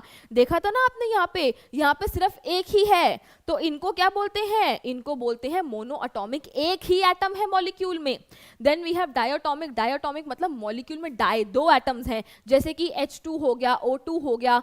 हम किसकी बात कर रहे हैं, मॉलिक्यूल्स ऑफ एलिमेंट की, सेम टाइप के एटम्स की बात कर रहे हैं। तो डायटोमिक मतलब मॉलिक्यूल में दो एक तरीके के एटम्स हैं, Cl2 हो गया एंड सो ऑन। ट्रायटोमिक मतलब तीन एटम्स है मॉलिक्यूल में, जैसे कि ओजोन O3 हो गया। टेट्रा अटोमिक मॉलिक्यूल में चार एटम्स है, जैसे कि P4 हो गया। पॉलीएटोमिक ग्रेटर देन 4 है, जैसे कि एसेट हो गया। और मैंने आपको ये सारी इमेजेस पहले ही दिखा दी है। मोनोटोमिक हो गया, डायटोमिक हो गया, ट्रायटोमिक हो गया, टेट्राटोमिक हो गया, पॉलीएटोमिक हो गया। ठीक है, अब आते हैं मॉलिक्यूल्स ऑफ कंपाउंड पे। देखिए क्या डेफिनेशन लिखी है बेटा जी। In the molecules of a compound, the atoms of different elements are combined or bonded together by chemical bonds. So different atoms से जो बनता है वो है molecule of compound. These are present in a definite proportion by mass according to the law of constant proportion. Simple सी बात है बेटा यार, अगर हम नई चीजें पढ़ रहे हैं तो इसका ये मतलब थोड़ा ना पुरानी चीजें भूल जाएंगे। अगर मेरे पास वाटर है, H2O है, ये एक मॉलिक्यूल है जो कि डिफरेंट तरीके के एटम से मिलके बना है, पर ये जो बनेगा यार वो किस में बनेगा, हाइड्रोजन और ऑक्सीजन का रेशियो 1:8 ही होगा। लॉ ऑफ कांस्टेंट प्रोपोर्शंस को तो फॉलो करना ही है। बच्चा अगर नई चीजें पढ़ रहे हैं तो इसका ये मतलब नहीं है कि पुरानी चीजों को भूल जाएं। Alright, then molecules of compounds में आल्सो भी डायटोमिक, जो कंपाउंड के मॉलिक्यूल्स हैं, जो मॉलिक्यूल्स ऑफ कंपाउंड हैं वो भी डायटोमिक हो सकते हैं, ट्रायटोमिक, टेट्राटोमिक एंड पॉलीएटोमिक। देखिए HCl, इस मॉलिक्यूल में मेरे पास दो एटम्स हैं, ये देखो मेरे पास HCl है। HCl क्या है मेरा, डायटोमिक है। इस मॉलिक्यूल में दो एटम्स है, अलग अलग टाइप के हैं, तभी तो ये मॉलिक्यूल ऑफ कंपाउंड में पढ़ रहे हैं हम, तो ये डायटोमिक हो गया। देन मेरे पास वाटर है, वाटर में टोटल कितने एटम्स है, तीन है, दो हाइड्रोजन के और एक ऑक्सीजन का, तो टोटल तीन एटम्स है, तो ये ट्रायटोमिक हो गया। अमोनिया में टोटल चार एटम्स है, तो ये टेट्राटोमिक हो गया। ठीक है, कार्बन डाइऑक्साइड में टोटल तीन एटम्स है, ट्रायटोमिक हो गया। तो ये भी ऐसे ही चलता है। और ये आप लोगों के सामने कुछ मॉलिक्यूल्स ऑफ कंपाउंड है, ये HCl हो गया, ये वाटर हो गया, ट्रायटोमिक इन नेचर है। Then we have NH3, then we have H2O2।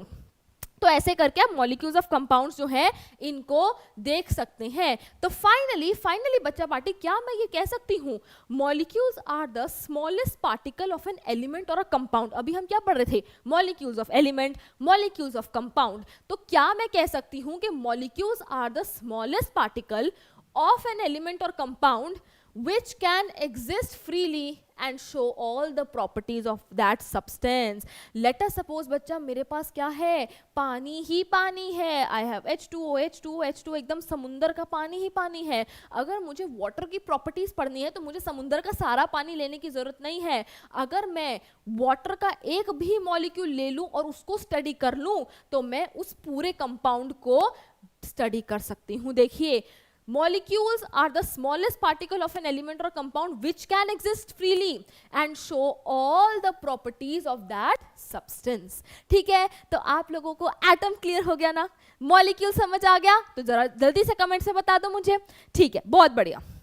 अब देखो, अब आ गए हैं हम मॉलिक्यूलर मास से बिल्कुल सेम है जैसे एटॉमिक मास का था। यहाँ पे हम पिज्जा के स्लाइसेस रख रहे थे, यहाँ पे हम एटम्स रख रहे थे, तो उस हिसाब से पिज्जा के स्लाइसेस नहीं, हम अपना वही 1 AMU, यार आप लोगों को हंसाने के लिए बोल देते हैं हम। यहाँ पे हमने 1 AMU वाले टुकड़े रखे, उसके रिस्पेक्ट में एटम कितना भारी आया हमने रिलेटिव मास निकाल लिया। मॉलिक्यूल के साथ भी यही करना है। Molecular mass of a substance represents the number of times the molecule of that substance is heavier than 1/12 the mass of an atom of carbon 12। मैं यहाँ टुकड़े रख रही हूँ, कोई मॉलिक्यूल कितना भारी है उससे हमारा क्या आ जाएगा, मॉलिक्यूलर मास आ जाएगा। बट ये जो था ये तो हमने पढ़ लिया थियोरेटिकली, यार डेफिनेशन कहीं तो लिखनी थी, बट अब हम इसका यूज देखेंगे कि प्रैक्टिकली हम कैसे कैलकुलेशन करते हैं मॉलिक्यूलर मास की। अब देखो, मॉलिक्यूल अभी हमने पढ़ा कि किससे मिलके बने हैं, एटम से मिलके बने हैं। तो अगर मुझे मॉलिक्यूलर मास निकालना है तो उस मॉलिक्यूल में जितने भी एटम्स हैं, अगर मैं उन सारे एटम्स के मास को प्लस प्लस प्लस प्लस कर दूं तो उस पूरे मॉलिक्यूल का मास आ जाएगा। यही करना है। देखो, molecules are made up of atoms, है ना, and each atom has a definite atomic mass. ठीक है, therefore molecular mass can be calculated by adding the atomic masses of all the atoms present in one molecule of that substance. Late us suppose मेरे पास water है. Water में मेरे पास क्या है? Water में मेरे पास 2 हाइड्रोजन एटम्स हैं, राइट? 2 हाइड्रोजन एटम्स हैं और मेरे पास एक ऑक्सीजन एटम है. तो अगर मैं वाटर का मॉलिक्यूलर मास निकालना चाहूं तो 2 इंटू हाइड्रोजन एटम, एक हाइड्रोजन एटम का मास अभी हमने पीछे देखा क्या होता है, 1 होता है, प्लस 1 इंटू एक ऑक्सीजन एटम का मास कितना होता है, 16 होता है. तो ये क्या हो गया मेरा, ये हो गया 2 + 16 which comes out to be 18U. तो ये हो गया मेरा molecular mass of water. Carbon dioxide की बात करें, इसमें एक कार्बन एटम और 2 ऑक्सीजन एटम है, तो 1 into mass of carbon atom, ठीक है, plus 2 into mass of oxygen atom. ये क्या आएगा, 1 into 12 plus 2 into 16 which comes out to be 12 plus 32 which comes out to be 44U. तो ये हो गया मॉलिक्यूलर मास कार्बन डाइऑक्साइड का. ठीक है, चलो नेक्स्ट देखो और थोड़े बढ़िया बढ़िया क्वेश्चन देख लेते हैं. Molecular mass of Al2SO4 whole thrice. अरे बाप रे, आप लोगों के लिए मैं सारे एटॉमिक मासेस लेकर आई हूं, घबराने की जरूरत नहीं है. No fear when Sania ma'am is here. तो देखो Al2SO4 होल थ्राइस, इसका हम मॉलिक्यूलर मास कैसे निकालेंगे. इसमें मेरे पास 2 एल्यूमिनियम के एटम्स है, ठीक है मैम, बल्ले बल्ले हो गई, ठीक है, और मेरे पास 3 क्या है, SO4 है. बट मैं इसको ऐसे ही नहीं छोड़ सकती, इसको मुझे और खोलना है. तो 2 इंटू एल्यूमिनियम तो हो गया, प्लस 3 इंटू एक मेरे पास सल्फर है और 4 मेरे पास क्या है, इसको जीरो मत मान लेना, ये ऑक्सीजन है. ठीक है, तो देखो 2 इंटू एल्यूमिनियम का कितना है, 27 प्लस 3 इंटू ये रहा 3 इंटू 1 ऑफ सल्फर, सल्फर कितना है 32 प्लस 4 इंटू ऑक्सीजन कितना होता है, 16 होता है. ठीक है, तो आप इसको कैलकुलेट करके मुझे कमेंट्स में आंसर बताएंगे. अब इस पे आ जाओ, C6H12O6, 6 कार्बन है, 12 मेरे पास हाइड्रोजन है, 6 मेरे पास ऑक्सीजन है. तो ये आप आंसर मुझे कमेंट्स में बताएंगे. इसको देखो, मॉलिक्यूलर मास ऑफ CuSO4.5H2O, मेरे पास एक कॉपर है, एक मेरे पास सल्फर है, 4 मेरे पास ऑक्सीजन है. अब बहुत बच्चे इसमें कंफ्यूज हो सकते हैं कि यहाँ पे मैम डॉट लगा हुआ है, एंड मैथ्स में हमें पता है कि डॉट का मतलब क्या होता है, मल्टीप्लिकेशन होता है. तो मैम हम क्या करेंगे, हम यहाँ पे इनटू करके 5 कर देंगे एंड देन यहाँ पे वाटर लिख देंगे. पर नहीं, केमिस्ट्री में ऐसा नहीं है. अगर आपको यहाँ डॉट दिखे तो इसको मल्टीप्लिकेशन नहीं करना, यहाँ पे प्लस नहीं आएगा, सॉरी मल्टीप्लाई नहीं आएगा, यहाँ पे प्लस ही होगा. आपको जब भी ऐसा कोई डॉट वाला फॉर्मूला दिख जाए और आपको उसका मॉलिक्यूलर मास निकालना है, डॉट से आपको मल्टीप्लाई नहीं करना है, प्लस ही करेंगे. तो कॉपर हो गया, एक सल्फर हो गया, 4 ऑक्सीजन हो गए, प्लस 5 क्या हो गए मेरे पास, वाटर हो गए. वाटर को मैं फर्दर खोल के लिख सकती हूँ ना, 2 हाइड्रोजन और 1 ऑक्सीजन. ठीक है ना, ये आप कर लोगे. मेरे को इन सब के आंसर आपने कमेंट्स में देने हैं. ठीक है, क्लियर हो गया मॉलिक्यूलर मास का कॉन्सेप्ट. तो आगे बढ़ते हैं और देखते हैं फॉर्मूला यूनिट मास.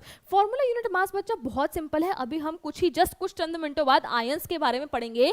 तो ऐसे compounds which are formed by ions, मतलब कि आयनिक कंपाउंड्स. आयंस क्या है अभी हम जस्ट देखेंगे, बस अब इतना देख लो कि जो आयनिक कंपाउंड्स होते हैं उनके लिए हम क्या निकालते हैं, फॉर्मूला यूनिट मास निकालते हैं. देखो, in case of ionic compounds we calculate formula unit mass as the formula of ionic compound is called formula unit. अगर बेटा मेरे पास कोई आयनिक कंपाउंड है, लेट अस सपोज मेरे पास है कैल्शियम ऑक्साइड, ये बना है Ca+2 और O2- से. कैसे, अभी हम देखेंगे. ये एक आयनिक कंपाउंड है, तो इसके फॉर्मूला को हम क्या बोलते हैं, फॉर्मूला यूनिट बोलते हैं. और इसका जब मास निकाला जाता है तो उसको क्या बोलते हैं, फॉर्मूला यूनिट मास बोलते हैं. भैया निकालना मॉलिक्यूलर मास की तरह ही है, बस फॉर्मूला यूनिट मास बोलते हैं. तो देखो यहाँ पे CaO है, कैल्शियम हो जाएगा, प्लस मेरा ऑक्सीजन हो जाएगा. कैल्शियम होता है 40, ऑक्सीजन होता है 16, तो इसका आंसर क्या आ जाएगा, 56 आ जाएगा. तो ये हो गया आपका फॉर्मूला यूनिट मास, मॉलिक्यूलर मास हो गया, फॉर्मूला यूनिट मास हो गया। तो चलो यार, जैसे कि मैं आप लोगों को बोल रही थी कि अभी जस्ट हम आयंस पढ़ेंगे, तो आ गए हैं हम हमारे टॉपिक दैट इज आयंस पे। तो देखिए बच्चा, मैं आपको इस लेक्चर के स्टार्टिंग में ही बता चुकी थी और आपको पता भी होगा कि माना हम इस चैप्टर में अभी के लिए बोल रहे हैं कि एटम से छोटा कुछ और है ही नहीं, एटम इनडिविजिबल है, बट हम बहुत अच्छे से जानते हैं कि एटम के अंदर भी क्या होता है, एटम के अंदर होते हैं electron, proton and neutron. And I hope कि आपको ये पता होगा कि इलेक्ट्रॉन पे क्या चार्ज होता है, इलेक्ट्रॉन पे होता है माइनस चार्ज, -1, प्रोटॉन पे होता है +1 चार्ज और न्यूट्रॉन पे कोई चार्ज नहीं होता, it is neutral, it has 0 charge. तो देखिए यही लिखा है यहाँ पे, an atom consists of electrons, protons and neutrons. Each electron has 1 unit negative charge, -1. Each proton has 1 unit positive charge, +1. And neutron has no charge, मतलब ये क्या होता है, न्यूट्रल होता है, इसमें 0 चार्ज होता है। अब जनरली जब भी हम एटम्स बोलते हैं तो किसी भी एटम के अंदर बच्चा इक्वल नंबर ऑफ इलेक्ट्रॉन्स और प्रोटॉन्स होते हैं। लेट अस सपोज मेरे पास एक एटम है X, इसको अभी हमने कुछ नहीं रिलेट करना, मैं बस आपको एग्जांपल दे रही हूँ। एक मेरे पास एटम है X, उसमें 10 इलेक्ट्रॉन्स हैं और उसमें 10 प्रोटॉन्स हैं, equal number of electrons protons होते हैं। तो 10 इलेक्ट्रॉन्स माने मेरे पास -10 चार्ज आ गया, 10 प्रोटॉन्स का मतलब मेरे पास +10 चार्ज आ गया। तो ओवरऑल ये क्या है, ओवरऑल दिस इज न्यूट्रल, इस पे 0 चार्ज है, ये न्यूट्रल है, इसमें कोई चार्ज नहीं है, दिस इज न्यूट्रल। बट कुछ रीजंस की वजह से, जो कि हमने चैप्टर 4 में पढ़ने हैं, कुछ रीजंस की वजह से इस X ने क्या करा, इस X ने ना एक इलेक्ट्रॉन जो है वो लूज कर दिया, इसने अपने जीवन से एक इलेक्ट्रॉन निकाल दिया। तो अब इस X के पास क्या हुआ, एक इलेक्ट्रॉन निकल गया, तो इलेक्ट्रॉन्स कितने हो गए, 9, पर प्रोटॉन्स तो 10 ही हैं, ठीक है। चार्ज देखो, 9 इलेक्ट्रॉन से -9, 10 प्रोटॉन से +10, तो ओवरऑल चार्ज कितना हो गया, +1। तो मतलब अब इस पे कितना चार्ज है, इस पे चार्ज आ गया +1। क्या चार्ज आ गया इस पे, +1 चार्ज आ गया। इसने कहा चल यार एक इलेक्ट्रॉन नहीं, मैं 2 इलेक्ट्रॉन लूज कर देता हूं, ठीक है। 2 इलेक्ट्रॉन लूज करके इसके पास हो गए 8 electron and 10 proton, -8 + 10 which is +2, तो ये क्या बन गया मेरा, X +2 बन गया, ठीक है। चार्ज आ गया इस पे। अब इधर आ जाओ, इसने कहा नहीं यार मजा नहीं आ रहा, ऐसा करते हैं इलेक्ट्रॉन को गेन कर लेते हैं। इसने एक इलेक्ट्रॉन गेन करा, जब इसने एक इलेक्ट्रॉन को गेन करा तो इसके पास 11 इलेक्ट्रॉन्स हो गए और 10 ही प्रोटॉन्स रहे। ये हो गया -11, ये हो गया +10, इस पे ओवरऑल चार्ज कितना आ गया, -1, ठीक है। इसने कहा चल यार 2 इलेक्ट्रॉन गेन कर लेता हूं। इसने 2 इलेक्ट्रॉन गेन करे तो इलेक्ट्रॉन्स हो गए 12, प्रोटॉन्स तो 10 ही रहे, -12 + 10 विच गिव्स मी -2, तो इस पे ओवरऑल चार्ज हो गया -2। तो क्या आपने देखा, मेरे पास पहले एक न्यूट्रल एटम था, इस पे कोई चार्ज नहीं था, बट अब मेरे पास क्या है, मेरे पास चार्ज स्पीशीज आ गई हैं, मेरे पास अब ऐसी स्पीशीज आ गई हैं जिन पे चार्ज है, ठीक है। और इन्हीं चार्ज स्पीशीज को ही क्या कहा जाता है, इन्हीं को कहा जाता है आयंस। क्या कहा जाता है, आयंस कहा जाता है। अब देखो यार, इसने अपने जीवन से एक इलेक्ट्रॉन लूज कर दिया, इलेक्ट्रॉन पे क्या था, नेगेटिव चार्ज था।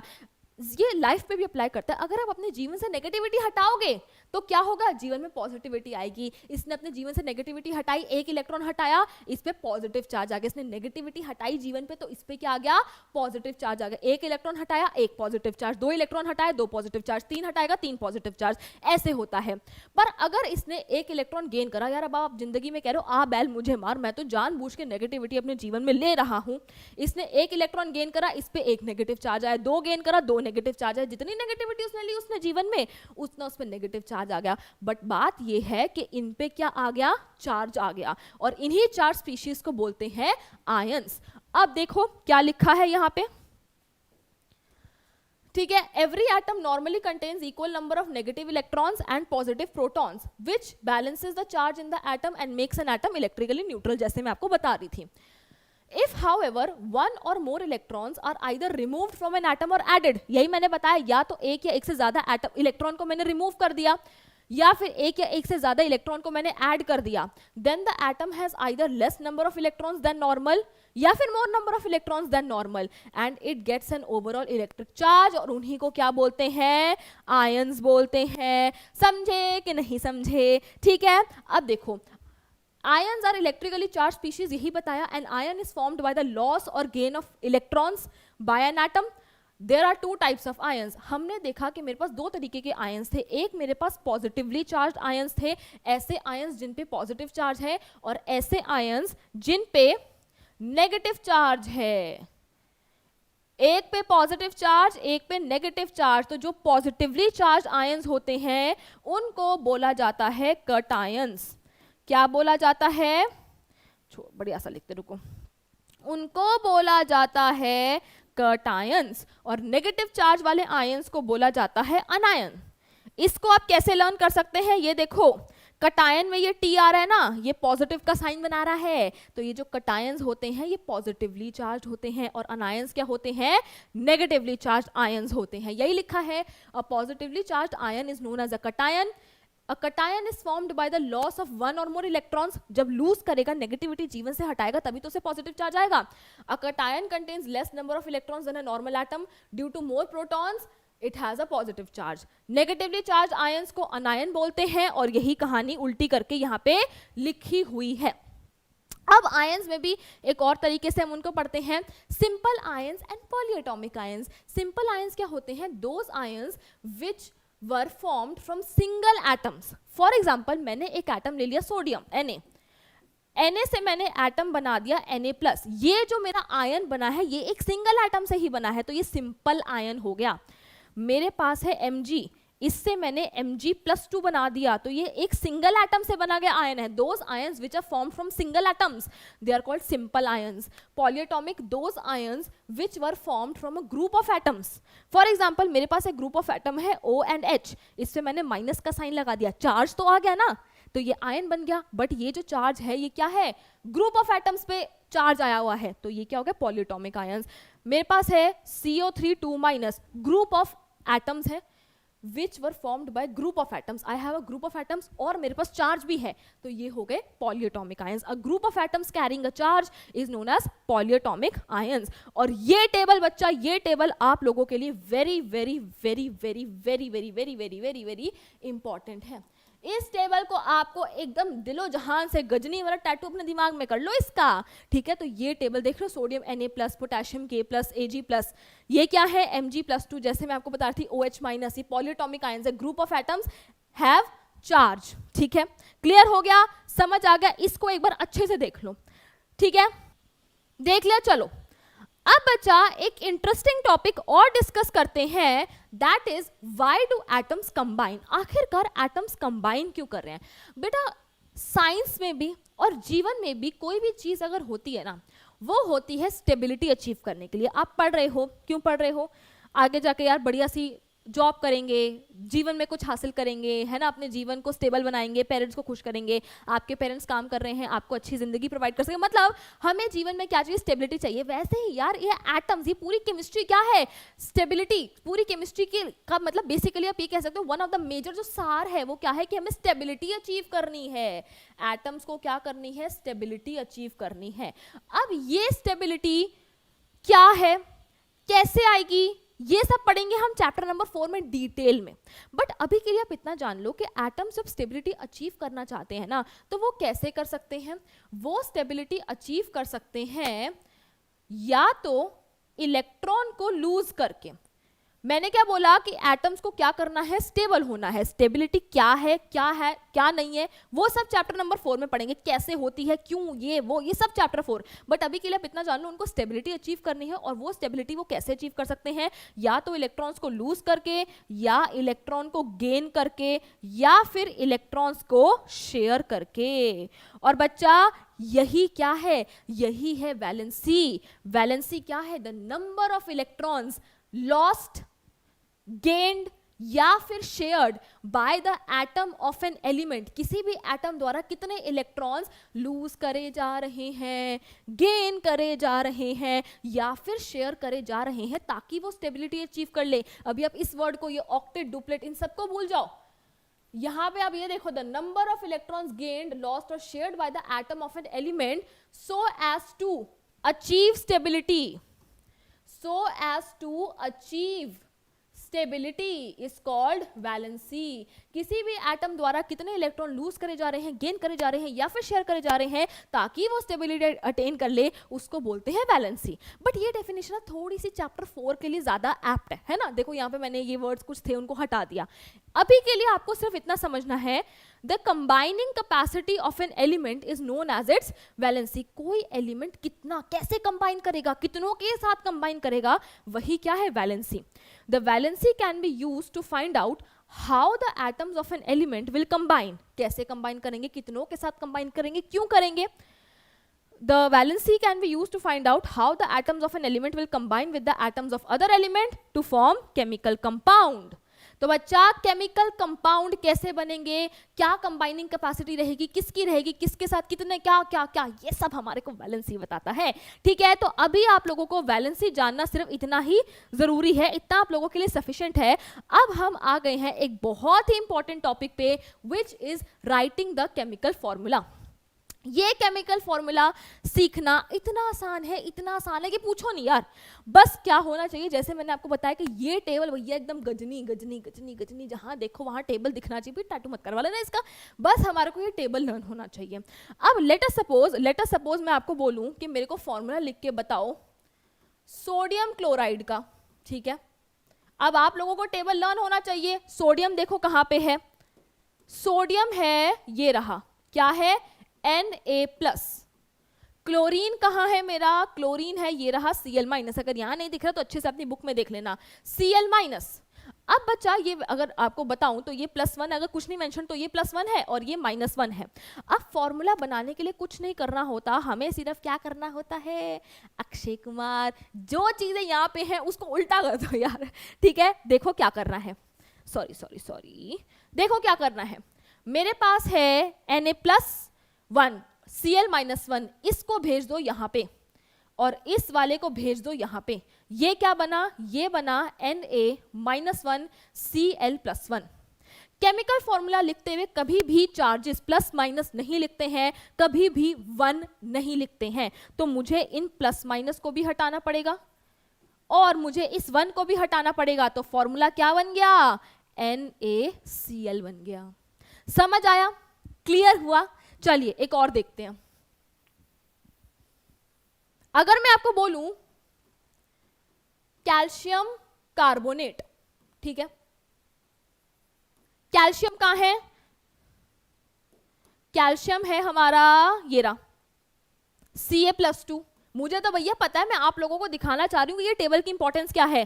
कैल्शियम ये रहा, कार्बोनेट ये हाइड्रोजन कार्बोनेट है, ध्यान रखना, कार्बोनेट CO3 अब क्या करेंगे, अब हमने करना है टॉइंग टॉइंग, मतलब ये वाला जो है यहाँ पे जाएगा, ये वाला जो है यहाँ पे जाएगा। ये क्या बन गया, ये बन गया कैल्शियम -2। अभी हम सिर्फ लिख रहे हैं, अभी इसको ठीक करेंगे और ये बन गया CO3 पूरे के साथ आएगा ना +2। अब मैंने आपको क्या बताया है, कभी भी चार्जेस नहीं लिखने होते हैं, तो पहले तो इसको हटाओ। उसके बाद हम देख सकते हैं यार कि ये 2 ये तो कैंसिल हो सकता है, बेसिक मैथ्स है, ये कैंसिल हो गया, यहाँ आ गया 1 और अभी मैंने बताया कि 1 भी नहीं लिखना होता। तो इसका फॉर्मूला क्या बन गया, इसका फॉर्मूला बन गया CaCO3, this is calcium carbonate. ठीक है, एक और देख लो, मैग्नीशियम सल्फेट। ठीक है, मैग्नीशियम कहां पे है, Mg ये रहा, Mg+2। सल्फेट कहां पे है, SO4 2-, SO4 2-। अब क्या करना है, टॉइंग टॉइंग। ठीक है, ये वाला हमारा यहाँ जाएगा, ये वाला हमारा यहाँ जाएगा, ये क्या बन गया Mg-2। जब हम करेंगे तो एक्चुअली क्या होगा, ऐसे दिखेगा कुछ, हमें चार्जेस भी हमें शो नहीं करने हैं। ये हटाया, 2 दिख रहा है, इसको 1 कर दिया, तब भी 1 भी शो नहीं करना होता। तो MgSO4 जो है वो मेरा ये बन गया। तो इतने आसान थे, इतना आसान था केमिकल फॉर्मूला को लिखना। समझ आया, क्लियर हुआ यार, मजा आया कि नहीं आया? तो जल्दी से मुझे कमेंट में बता देना कि केमिकल फॉर्मूला लिखना आया कि नहीं आया। ठीक है, चलो भाई, बहुत ही ज्यादा बढ़िया। आप लोगों को इसको अच्छे से प्रैक्टिस करना है, टेबल को लर्न कर लेना बढ़िया से। ठीक है बच्चों, अब हम आगे बढ़ते हैं और आते हैं हमारे इस चैप्टर के सबसे ज्यादा इंपॉर्टेंट कॉन्सेप्ट पे, जो बच्चों को सबसे ज्यादा भैया मुश्किल लगता है, खतरनाक लगता है, मोल कॉन्सेप्ट। मैं बेटा आपको गारंटी देती हूं कि कुछ देर बाद जब हम मोल कॉन्सेप्ट खत्म करेंगे पढ़ना, तो मैं आपको गारंटी देती हूँ, आई अश्योर यू कि आप लोगों को मोल कॉन्सेप्ट ऐसे ऐसे चुटकियों का खेल लगने लगेगा। तो बस क्या करना है, ध्यान से सुनना है, ठीक है। अभी थोड़ी देर के लिए, अभी तक नोट्स बनाए, बढ़िया बात है, थोड़ी देर के लिए पेन पेपर छोड़ दो, बस सुन लो, ठीक है, उसके बाद बना लेना यार नोट्स, ठीक है। देखो मैंने क्या कहा, अब हम आ रहे हैं मोल कॉन्सेप्ट पे, ऑलराइट। मोल कॉन्सेप्ट को शुरू करने से पहले मैं आपको दो टर्म्स क्लियर करना चाहती हूं, which is gram atomic mass and gram molecular mass. Atomic mass क्या होता है, एक एटम का मास। अगर मैं बोलूं atomic mass of oxygen atom, atomic mass of oxygen atom, तो अभी हमने देखा कि वो कितना होता है, 16U होता है, ठीक है। एक एटम का mass is atomic mass. Gram atomic मास क्या होता है, नाम से ही पता लग रहा है। अगर मैं इस U को हटा के यहां पे G यानी कि ग्राम लगा दूं, तो ये क्या बन गया, ये बन गया ग्राम atomic mass of oxygen atom. तो ग्राम एटॉमिक मास क्या है, किसी भी एटॉमिक मास के पीछे से अगर मैं U हटा के G यानी कि ग्राम लगा रही हूं, तो वो क्या बन गया, ग्राम एटॉमिक मास बन गया। सिमिलरली मॉलिक्यूलर मास क्या होता है, एक मॉलिक्यूल का मास। अगर मैं बोलूं कि molecular mass of water molecule का मास कितना है, 18U है भैया, इतना तो मैं आना ही चाहिए। तो अगर मैं इस U को हटा के यहाँ पे G लगा दूं, तो ये 18 ग्राम क्या हो गया, ग्राम मॉलिक्यूलर मास हो गया वाटर का। तो ग्राम एटॉमिक मास और ग्राम मॉलिक्यूलर मास क्लियर हो गया। तो चलो भैया फिर मोल कॉन्सेप्ट को शुरू करते हैं। अब अगर मैं आप लोगों को बोलूं डजन, आप लोगों के दिमाग में क्या आया, डजन सुनते ही, दर्जन सुनते ही आप लोगों के दिमाग में आया 12। अब चाहे भैया 1 दर्जन केले हो, 1 दर्जन सेब हो, 1 डजन मेरे पास पियर हो, 1 डजन पेन्स हो, 1 डजन इरेजर हो, 1 डजन कॉपियां हो, डजन सुनते ही आप लोगों के दिमाग में आएगा 12। चाहे मैं कुछ भी बोल दूं, 1 डजन कुछ भी, 1 dozen of any article is 12, है ना, इतना पता। 1 डजन केले मतलब 12 केले, 1 डजन एप्पल मतलब 12 एप्पल, 1 डजन पियर मतलब 12 पियर। तो डजन का क्या मतलब है, डजन का मतलब होता है 12 आर्टिकल्स। वैसे ही मोल क्या है, मोल से घबराना नहीं है। जैसे डजन मतलब 12, वैसे ही 1 mole of any substance is equal to 6.022 into 10 to the power 23 particles of that substance. जैसे कि अगर मैं बोलूं डजन तो दिमाग में आना चाहिए 12, वैसे ही अगर मैंने बोला मोल तो दिमाग में घंटी बजनी चाहिए, टंग टंग, क्या घंटी बजनी चाहिए, 6.022 इंटू 10 टू द पावर 23, ठीक है। तो 1 mole of any substance is equal to 6.022 into 10 to the power 23 particles of that substance, ठीक है। अगर मैं आपको बोलूं कि मेरे पास एक बैग में 1 डजन ऑक्सीजन एटम्स हैं, तो आप लोगों के दिमाग में फट से आ जाएगा कि मेरे पास 12 ऑक्सीजन एटम्स है। सही बात है, सही बात है, डजन का मतलब 12 होता है, मेरे पास 12 ऑक्सीजन एटम्स हैं। अगर मैं बोलूं कि मेरे पास किसी बैग में 1 डजन नाइट्रोजन के एटम्स हैं, तो आपके दिमाग में फट से आएगा कि मैम के पास 12 नाइट्रोजन एटम्स हैं। सिमिलरली अगर मैं बोलती हूं कि मेरे पास 1 मोल ऑक्सीजन एटम्स हैं, तो फिर से आपके दिमाग में फट से क्या आना चाहिए कि मेरे पास 6.022 into 10 to the power 23 oxygen atoms हैं। अगर मैं लिख रही हूं मेरे पास 1 मोल नाइट्रोजन एटम्स हैं, तो दिमाग में फट से क्या आना चाहिए कि मेरे पास 6.022 into 10 to the power 23 nitrogen atoms हैं। तो मोल से घबराना नहीं है, जैसे दर्जन है यार डजन, वैसे ही मोल है। 1 mole of any substance is equal to 6.022 into 10 to the power 23 particles of that substance. ये पार्टिकल्स एटम्स हो सकते हैं, मॉलिक्यूल्स हो सकते हैं, आयंस हो सकते हैं, और भी चीजें हो सकती है, बट अभी हमें एटम्स एंड मॉलिक्यूल्स पे ही फोकस करना है, ठीक है।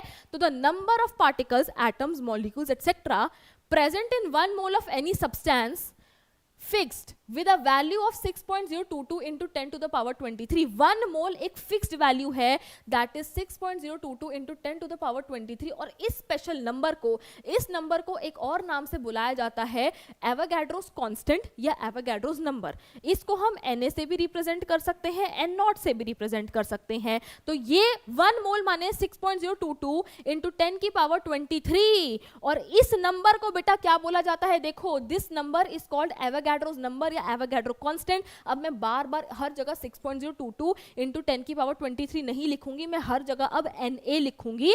तो आप लोगों को पता लग जाना चाहिए कि Na मैंने लिखा है, मतलब मैम क्या लिख रही है, 6.022 इंटू 10 की पावर 23. इतना समझ आ गया. आप समझ लो कि आपका 50% मोल कॉन्सेप्ट हो गया. ठीक है, अब चलो आगे. अब मैं बोल रही हूं कि 1 मोल हाइड्रोजन एटम्स का मास होता है 1 ग्राम. मैम ये क्या बोल दिया आपने, ये क्या बोल दिया. देखो 1 मोल हाइड्रोजन एटम्स का मास है 1 ग्राम, 1 मोल ऑक्सीजन एटम्स का मास है 16 ग्राम. ठीक है, मैं ये 2 लाइनें बोल रही हूं. तो आप कहोगे मैम कैसी बातें कर रहे हो, कैसी बातें कर रहे हो. 1 मोल हाइड्रोजन एटम माने 6.022 इंटू 10 की पावर 23 Na बोलूंगी मैं. 1 मोल हाइड्रोजन एटम्स माने Na हाइड्रोजन एटम्स. 1 मोल ऑक्सीजन एटम्स माने 6.022 इंटू 10 की पावर 23 ऑक्सीजन एटम्स. मैम दोनों केस में जब नंबर ऑफ एटम सेम है तो ये 1 ग्राम और ये 16 ग्राम क्यों. मैम काहे, बताओ तो आइए बताते हैं. देखो लेट अस सपोज बेटा एक सेब की अगर मैं बात करूं तो इस सेब का मास कितना है 100 ग्राम. और ये जामुन खाया किसी ने, टेस्टी होते हैं. और अगर मैं एक जामुन की बात करूं जो छोटा सा होता है, लेट अस सपोज उसका मास कितना है 10 ग्राम. अब मैंने ले लिया 1 डजन, मैंने 1 डजन एप्पल्स लिए. डजन माने क्या, दिमाग में घंटी बजेगी 12, मतलब मैंने 12 सेब लिए. एक सेब का मास है 100 ग्राम, तो 12 सेब का मास कितना हो गया 1200 ग्राम. सही बात है. मैंने 1 डजन जामुन ले लिए, मेरे पास 12 जामुन है छोटे छोटे छोटे. एक जामुन का मास कितना है 10 ग्राम, तो 12 जामुन का कितना हो जाएगा 120 ग्राम.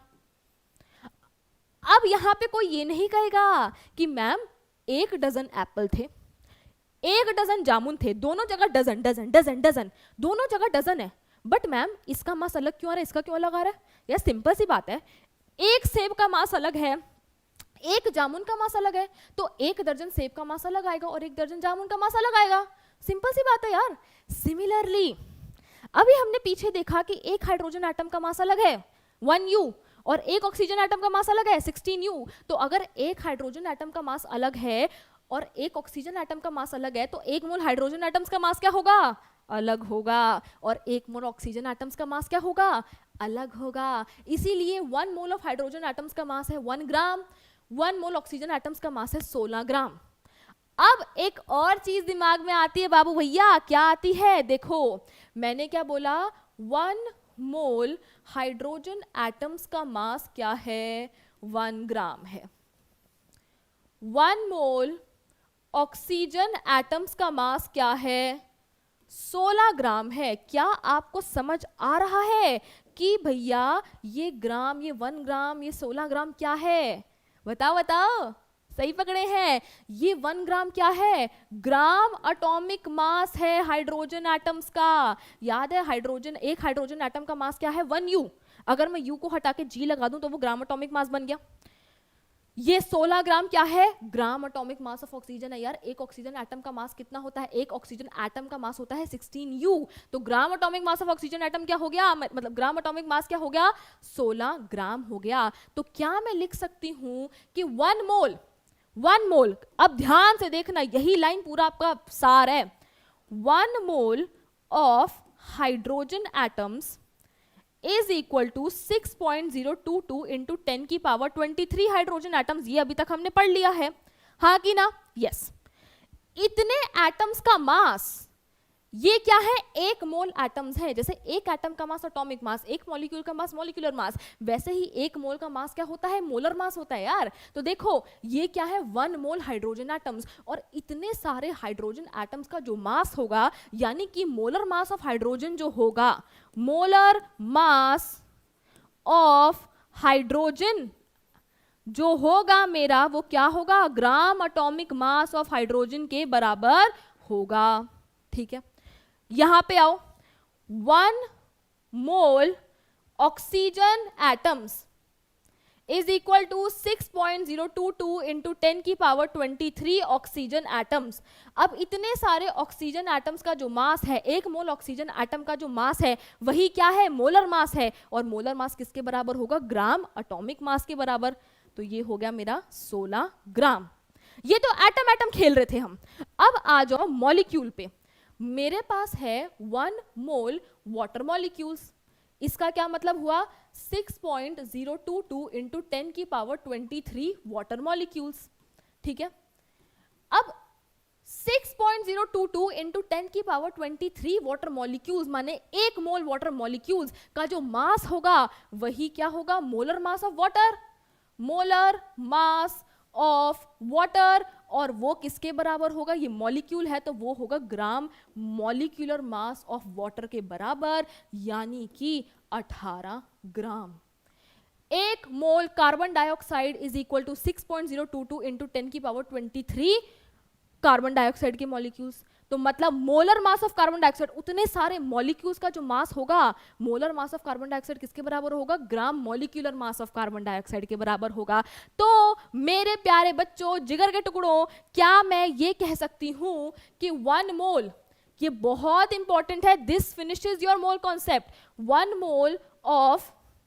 1 mole of any substance is equal to 6.022 into 10 to the power 23 particles, चाहे atoms हो चाहे molecules हो, particles of that substance। और इतने सारे particles का जो mass होगा, ये जो 1 मोल पार्टिकल्स का मास होगा वही क्या होगा, मोलर मास होगा। और अभी हमने पढ़ा है कि मोलर मास किसके बराबर होता है, या तो ग्राम एटॉमिक मास के बराबर होता है या ग्राम मॉलिक्यूलर मास के बराबर होता है। यानी कि मोलर मास किसके बराबर है, या तो ग्राम एटॉमिक मास के या ग्राम मॉलिक्यूलर मास के। तो यही है आपका mole concept. 1 mole of any substance is equal to 6.022 into 10 to the power 23 particles of that substance. And इतने सारे पार्टिकल्स मतलब 1 मोल पार्टिकल्स का जो मास होगा वही क्या होगा, मोलर मास। तो molar mass of any substance is equal to the gram atomic mass या फिर ग्राम मॉलिक्यूलर मास ऑफ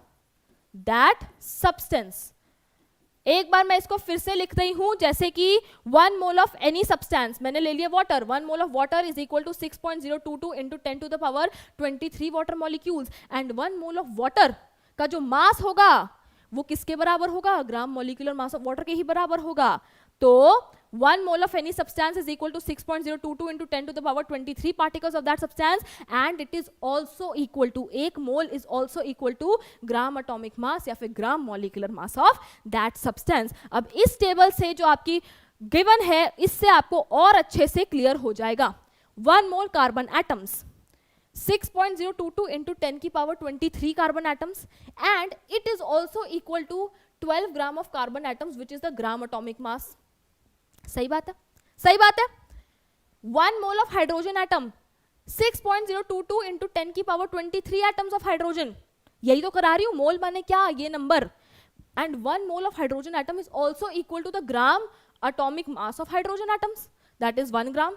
ठीक है, 1 mole of any particle is equal to 6.022 into 10 की power 23 numbers of that particle, and it is also equal to the gram atomic mass of that substance। 1 mole of molecules is equal to 6.022 into 10 की power 23 number of molecules, and it is also equal to the gram molecular mass। तो ये आप लोगों को दिमाग में बैठा लेना है कि 1 mole of any substance is equal to 6.022 into 10 to the power 23 particles of that substance, and it is also equal to the gram atomic mass या फिर gram molecular mass of that substance. तो क्या ये आप लोगों को clear हुआ, तो बताओ जल्दी। ठीक है, तो इससे पहले बेटा कि हम आगे न्यूमेरिकल्स पे चलें, मैं एक बार आप लोगों के लिए मोल कॉन्सेप्ट को समराइज करना चाहती हूं, क्योंकि मोल कॉन्सेप्ट से बच्चों को बहुत डर लगता है। मैं आपको सिंपल 2 चीजें बताऊंगी, उससे आपको क्लियर हो जाएगा। लेट अस सपोज मैं बोल रही हूं कि मेरे पास 1 मोल ऑक्सीजन एटम्स है, तो मोल कॉन्सेप्ट कहता है कि 1 मोल ऑक्सीजन एटम्स को मैं 6.022 इंटू 10 की पावर 23 ऑक्सीजन एटम्स भी लिख सकती हूं, और 1 मोल ऑक्सीजन एटम्स को मैं 16 ग्राम भी लिख सकती हूं which is the gram atomic mass of oxygen. क्यों? क्योंकि इतने ऑक्सीजन एटम्स का मास कितना है? 16 ग्राम है। अगर मेरे पास 1 मोल हाइड्रोजन एटम्स हैं तो मैं उनको लिख सकती हूं 6.022 इंटू 10 की पावर 23 हाइड्रोजन एटम्स, और मैं इसको लिख सकती हूं 1 ग्राम। 1 मोल हाइड्रोजन को ये भी लिख सकती हूँ, 1 ग्राम भी लिख सकती हूँ, which is the gram atomic mass of hydrogen. क्यों? क्योंकि इतने हाइड्रोजन एटम्स का मास क्या है? 1 ग्राम है। तो जो ये स्टेटमेंट है ना, 1 mole of any substance is equal to 6.022 into 10 to the power 23 particles of that substance, and 1 mole of any substance is also equal to the gram atomic mass and or gram molecular mass of that substance। हो गया? Done है? Comments में आग जरूर लगा देना भैया अगर मोल कॉन्सेप्ट क्लियर है तो, ठीक है। उसके बाद बस अब हमारे को क्या डिस्कस करने हैं? कुछ न्यूमेरिकल्स डिस्कस करने हैं, ठीक है। मोल कॉन्सेप्ट पे बच्चा 3 तरीके के न्यूमेरिकल्स आ सकते हैं, mass based, numerical based and mass based, number based, mass and number based. तो फॉर्मूला क्या होता है मास बेस्ड में? देखो, number of moles is equal to given mass. आपको जितना भी मास क्वेश्चन में गिवन है या जैसे भी गिवन मास अपॉन मोलर मास, और हम बहुत अच्छे से जानते हैं कि मोलर मास क्या है, जिसको हम ऐसे भी लिख सकते हैं small m upon capital M। Number of moles is equal to given mass upon molar mass. Number based में क्या होता है? Number of moles is equal to given particles, जिसको हम कैपिटल N से डिनोट करते हैं, अपॉन एवोगैड्रोस नंबर। अगर कोई भी मास बेस्ड क्वेश्चन आ जाए, number of moles is equal to given mass upon molar mass. अगर कोई भी नंबर बेस्ड क्वेश्चन आ जाए कि कितने एटम है इतने मोल में, कितने मॉलिक्यूल्स हैं इस मोल में, नंबर बेस्ड क्वेश्चन आ जाए तो number of moles is equal to given number of particles, जो आपको क्वेश्चन में गिवन है या निकालने भी पड़ सकते हैं, अपॉन एवोगैड्रोस कांस्टेंट। और मास एंड नंबर बेस्ड पे अभी हम आते हैं। तो आइए पहला क्वेश्चन देखो, how many moles are 5 grams of calcium. मेरे पास 5 ग्राम कैल्शियम है, उसमें कह रहा है कि 5 ग्राम कैल्शियम माने कितने मोल्स। देखो, मास की बात कर रहे हैं तो number of moles is equal to given mass upon molar mass. Question में कितना मास गिवन है? मुझे 5 ग्राम गिवन है। मोलर मास ऑफ कैल्शियम, या देखो हमें हिंट दे रखी है, atomic mass of calcium is 40U, और हम बहुत अच्छे से जानते हैं कि मोलर मास क्या होता है? ग्राम एटॉमिक मास या ग्राम मॉलिक्यूलर मास के बराबर। अब मुझे एटॉमिक मास दे रखा है, उसका U हटा के भैया G लगा दो, तो वो क्या बन गया? ग्राम atomic mass, that is nothing but molar mass. तो अपॉन में क्या आ जाएगा? Molar mass of calcium which is 40 ग्राम, तो ये मेरा आ गया 1/8। तो मतलब 5 ग्राम कैल्शियम का मतलब है 1/8 मोल्स। क्लियर हुआ? सिंपल है ये तो, बहुत डन है। नेक्स्ट देखो, calculate the number of atoms in 0.2 moles of sodium. अब क्या निकालने हैं? मेरे को 0.2 मोल सोडियम गिवन है। अगर 1 मोल सोडियम गिवन होता तो यार क्या डायरेक्ट लिख दो 6.022 इंटू 10 की पावर 23, बट यहाँ पे क्या गिवन है? 0.2 मोल सोडियम गिवन है और कह रहा है उसमें कितने एटम्स हैं। तो हम नंबर वाला फॉर्मूला लगाएंगे, number of moles is equal to given number of particles upon Avogadro number. ये मुझे गिवन है, ये तो भैया पता ही होना चाहिए अभी तक, 6.022 इंटू 10 की पावर 23। ये मुझे निकालना है नंबर ऑफ एटम्स, तो बस क्या कर दो? सिंपल मैथ्स लगाओ। Number of atoms is equal to 0.2 into 6.022 into 10 की पावर 23। कमेंट्स में मुझे पहले वाले का भी आंसर चाहिए, दूसरे वाले का भी आंसर चाहिए, ठीक है। चलो अब आते हैं नेक्स्ट क्वेश्चन पे, which is calculate the number of atoms in 2.3 gram of sodium. मैंने क्या बोला? 3 टाइप के numericals, mass based, number based, mass and number based. यहां देखो अभी तक था कि इतने मोल माने कितना मास, इतने मोल माने कितने एटम्स, कितने मॉलिक्यूल्स, बट अब कह रहा है कि 2.3 ग्राम सोडियम में कितने नंबर ऑफ एटम्स हैं। तो अब सोचो, मुझे क्या गिवन है? मुझे गिवन है मास, मुझे मास गिवन है 2.3 ग्राम, और मुझे इससे किस पे जाना है? मुझे जाना है नंबर पे, ठीक है। अब याद करो मैंने क्या फॉर्मूला बताया था। मैंने बताया है number of moles is equal to given number of particles upon Avogadro number. Number of moles is also equal to given mass upon molar mass. मेरे पास मास है, मुझे नंबर पे जाना है, तो उस तक पहुंचने का जरिया क्या है? मास से नंबर, या फिर नंबर से मास तक पहुंचने का जरिया क्या है? जरिया है नंबर ऑफ मोल्स। मतलब अगर आपको मास से नंबर पे जाना है तो पहले आपको मास से मोल्स पे जाना पड़ेगा। मोल्स निकल गए तो यहां पे लगा दो। अगर आपको नंबर से मास पे जाना है तो पहले नंबर से मोल्स पे आओ और फिर मोल्स से मास पे आओ। देखो, calculate the number of atoms in 2.3 gram of sodium. मुझे मास गिवन है, पहले मुझे मास से किस पे जाना पड़ेगा, मोल्स पे। तो given number of moles is equal to given mass which is 2.3, molar mass, sodium का मोलर मास होता है 23, तो ये क्या हो गया, ये हो गया हमारा 0.1 मोल। मोल पे आ गए, अब नंबर पे जाना है। Number of moles is equal to given number of particles upon Avogadro number. Number of moles मेरे पास 0.1 है, नंबर ऑफ एटम्स यही तो निकालना है, n मुझे निकालना है, एवोगैड्रो नंबर मुझे पता है 6.022 इंटू 10 की पावर 23, इसको ले जाओ यहाँ पे, तो नंबर ऑफ एटम्स कितने हो गए, 6.022 into 10 to the power 23 into 0.1 which comes out to be 6.022 into 10 to the power 22 atoms of sodium. तो देखा कैसे हम मास से नंबर पे गए, मास से पहले मोल्स निकाले, मोल्स से क्या निकाला, नंबर, नंबर से मास पे जाना है तो उल्टा कर दो। और अगर आपको इसका एक छोटा सा फॉर्मूला, ये तो बेटा कॉन्सेप्ट हो जाता है ना, ये थोड़ा कॉन्सेप्ट हो जाता है कि यार पहले इससे इस पे, इससे इससे आए। अगर आपको डायरेक्ट फॉर्मूला लिखना है तो देखो, number of moles is equal to given number of particles upon Avogadro number, number of moles is also equal to given mass upon molar mass. भैया इसको हटा दो यार, इसको मोल्स को हटा दो, तो ये क्या बना, ये बना हमारा given mass upon molar mass is equal to given number of particles upon Avogadro number. मुझे इस क्वेश्चन में क्या गिवन था, मुझे इस क्वेश्चन में गिवन मास था 2.3, मोलर मास मेरे पास था 23, मुझे ये निकालना था और मुझे n नॉट पता है 6.022 इंटू 10 की पावर 23। देख रहे हो, सेम उसी पे पहुंच गए। Number of particles is equal to 2.3 upon 23 into 6.022 into 10 की power 23, we exactly come to this. हो गया, समझ आया। ये शॉर्ट फॉर्म है भैया कि ऐसे दो स्टेप्स नहीं कर रहे, पहले इसको डिवाइड करके मोल निकाला, फिर से फॉर्मूला में यहां रखा, तो इससे आप क्विकली कर सकते हो। ठीक है, तो बच्चा, तो मेरे प्यारे बच्चों, इसी के साथ आपका जो ये चैप्टर है, chapter number 3 that is atoms and molecules, वो होता है फिनिश।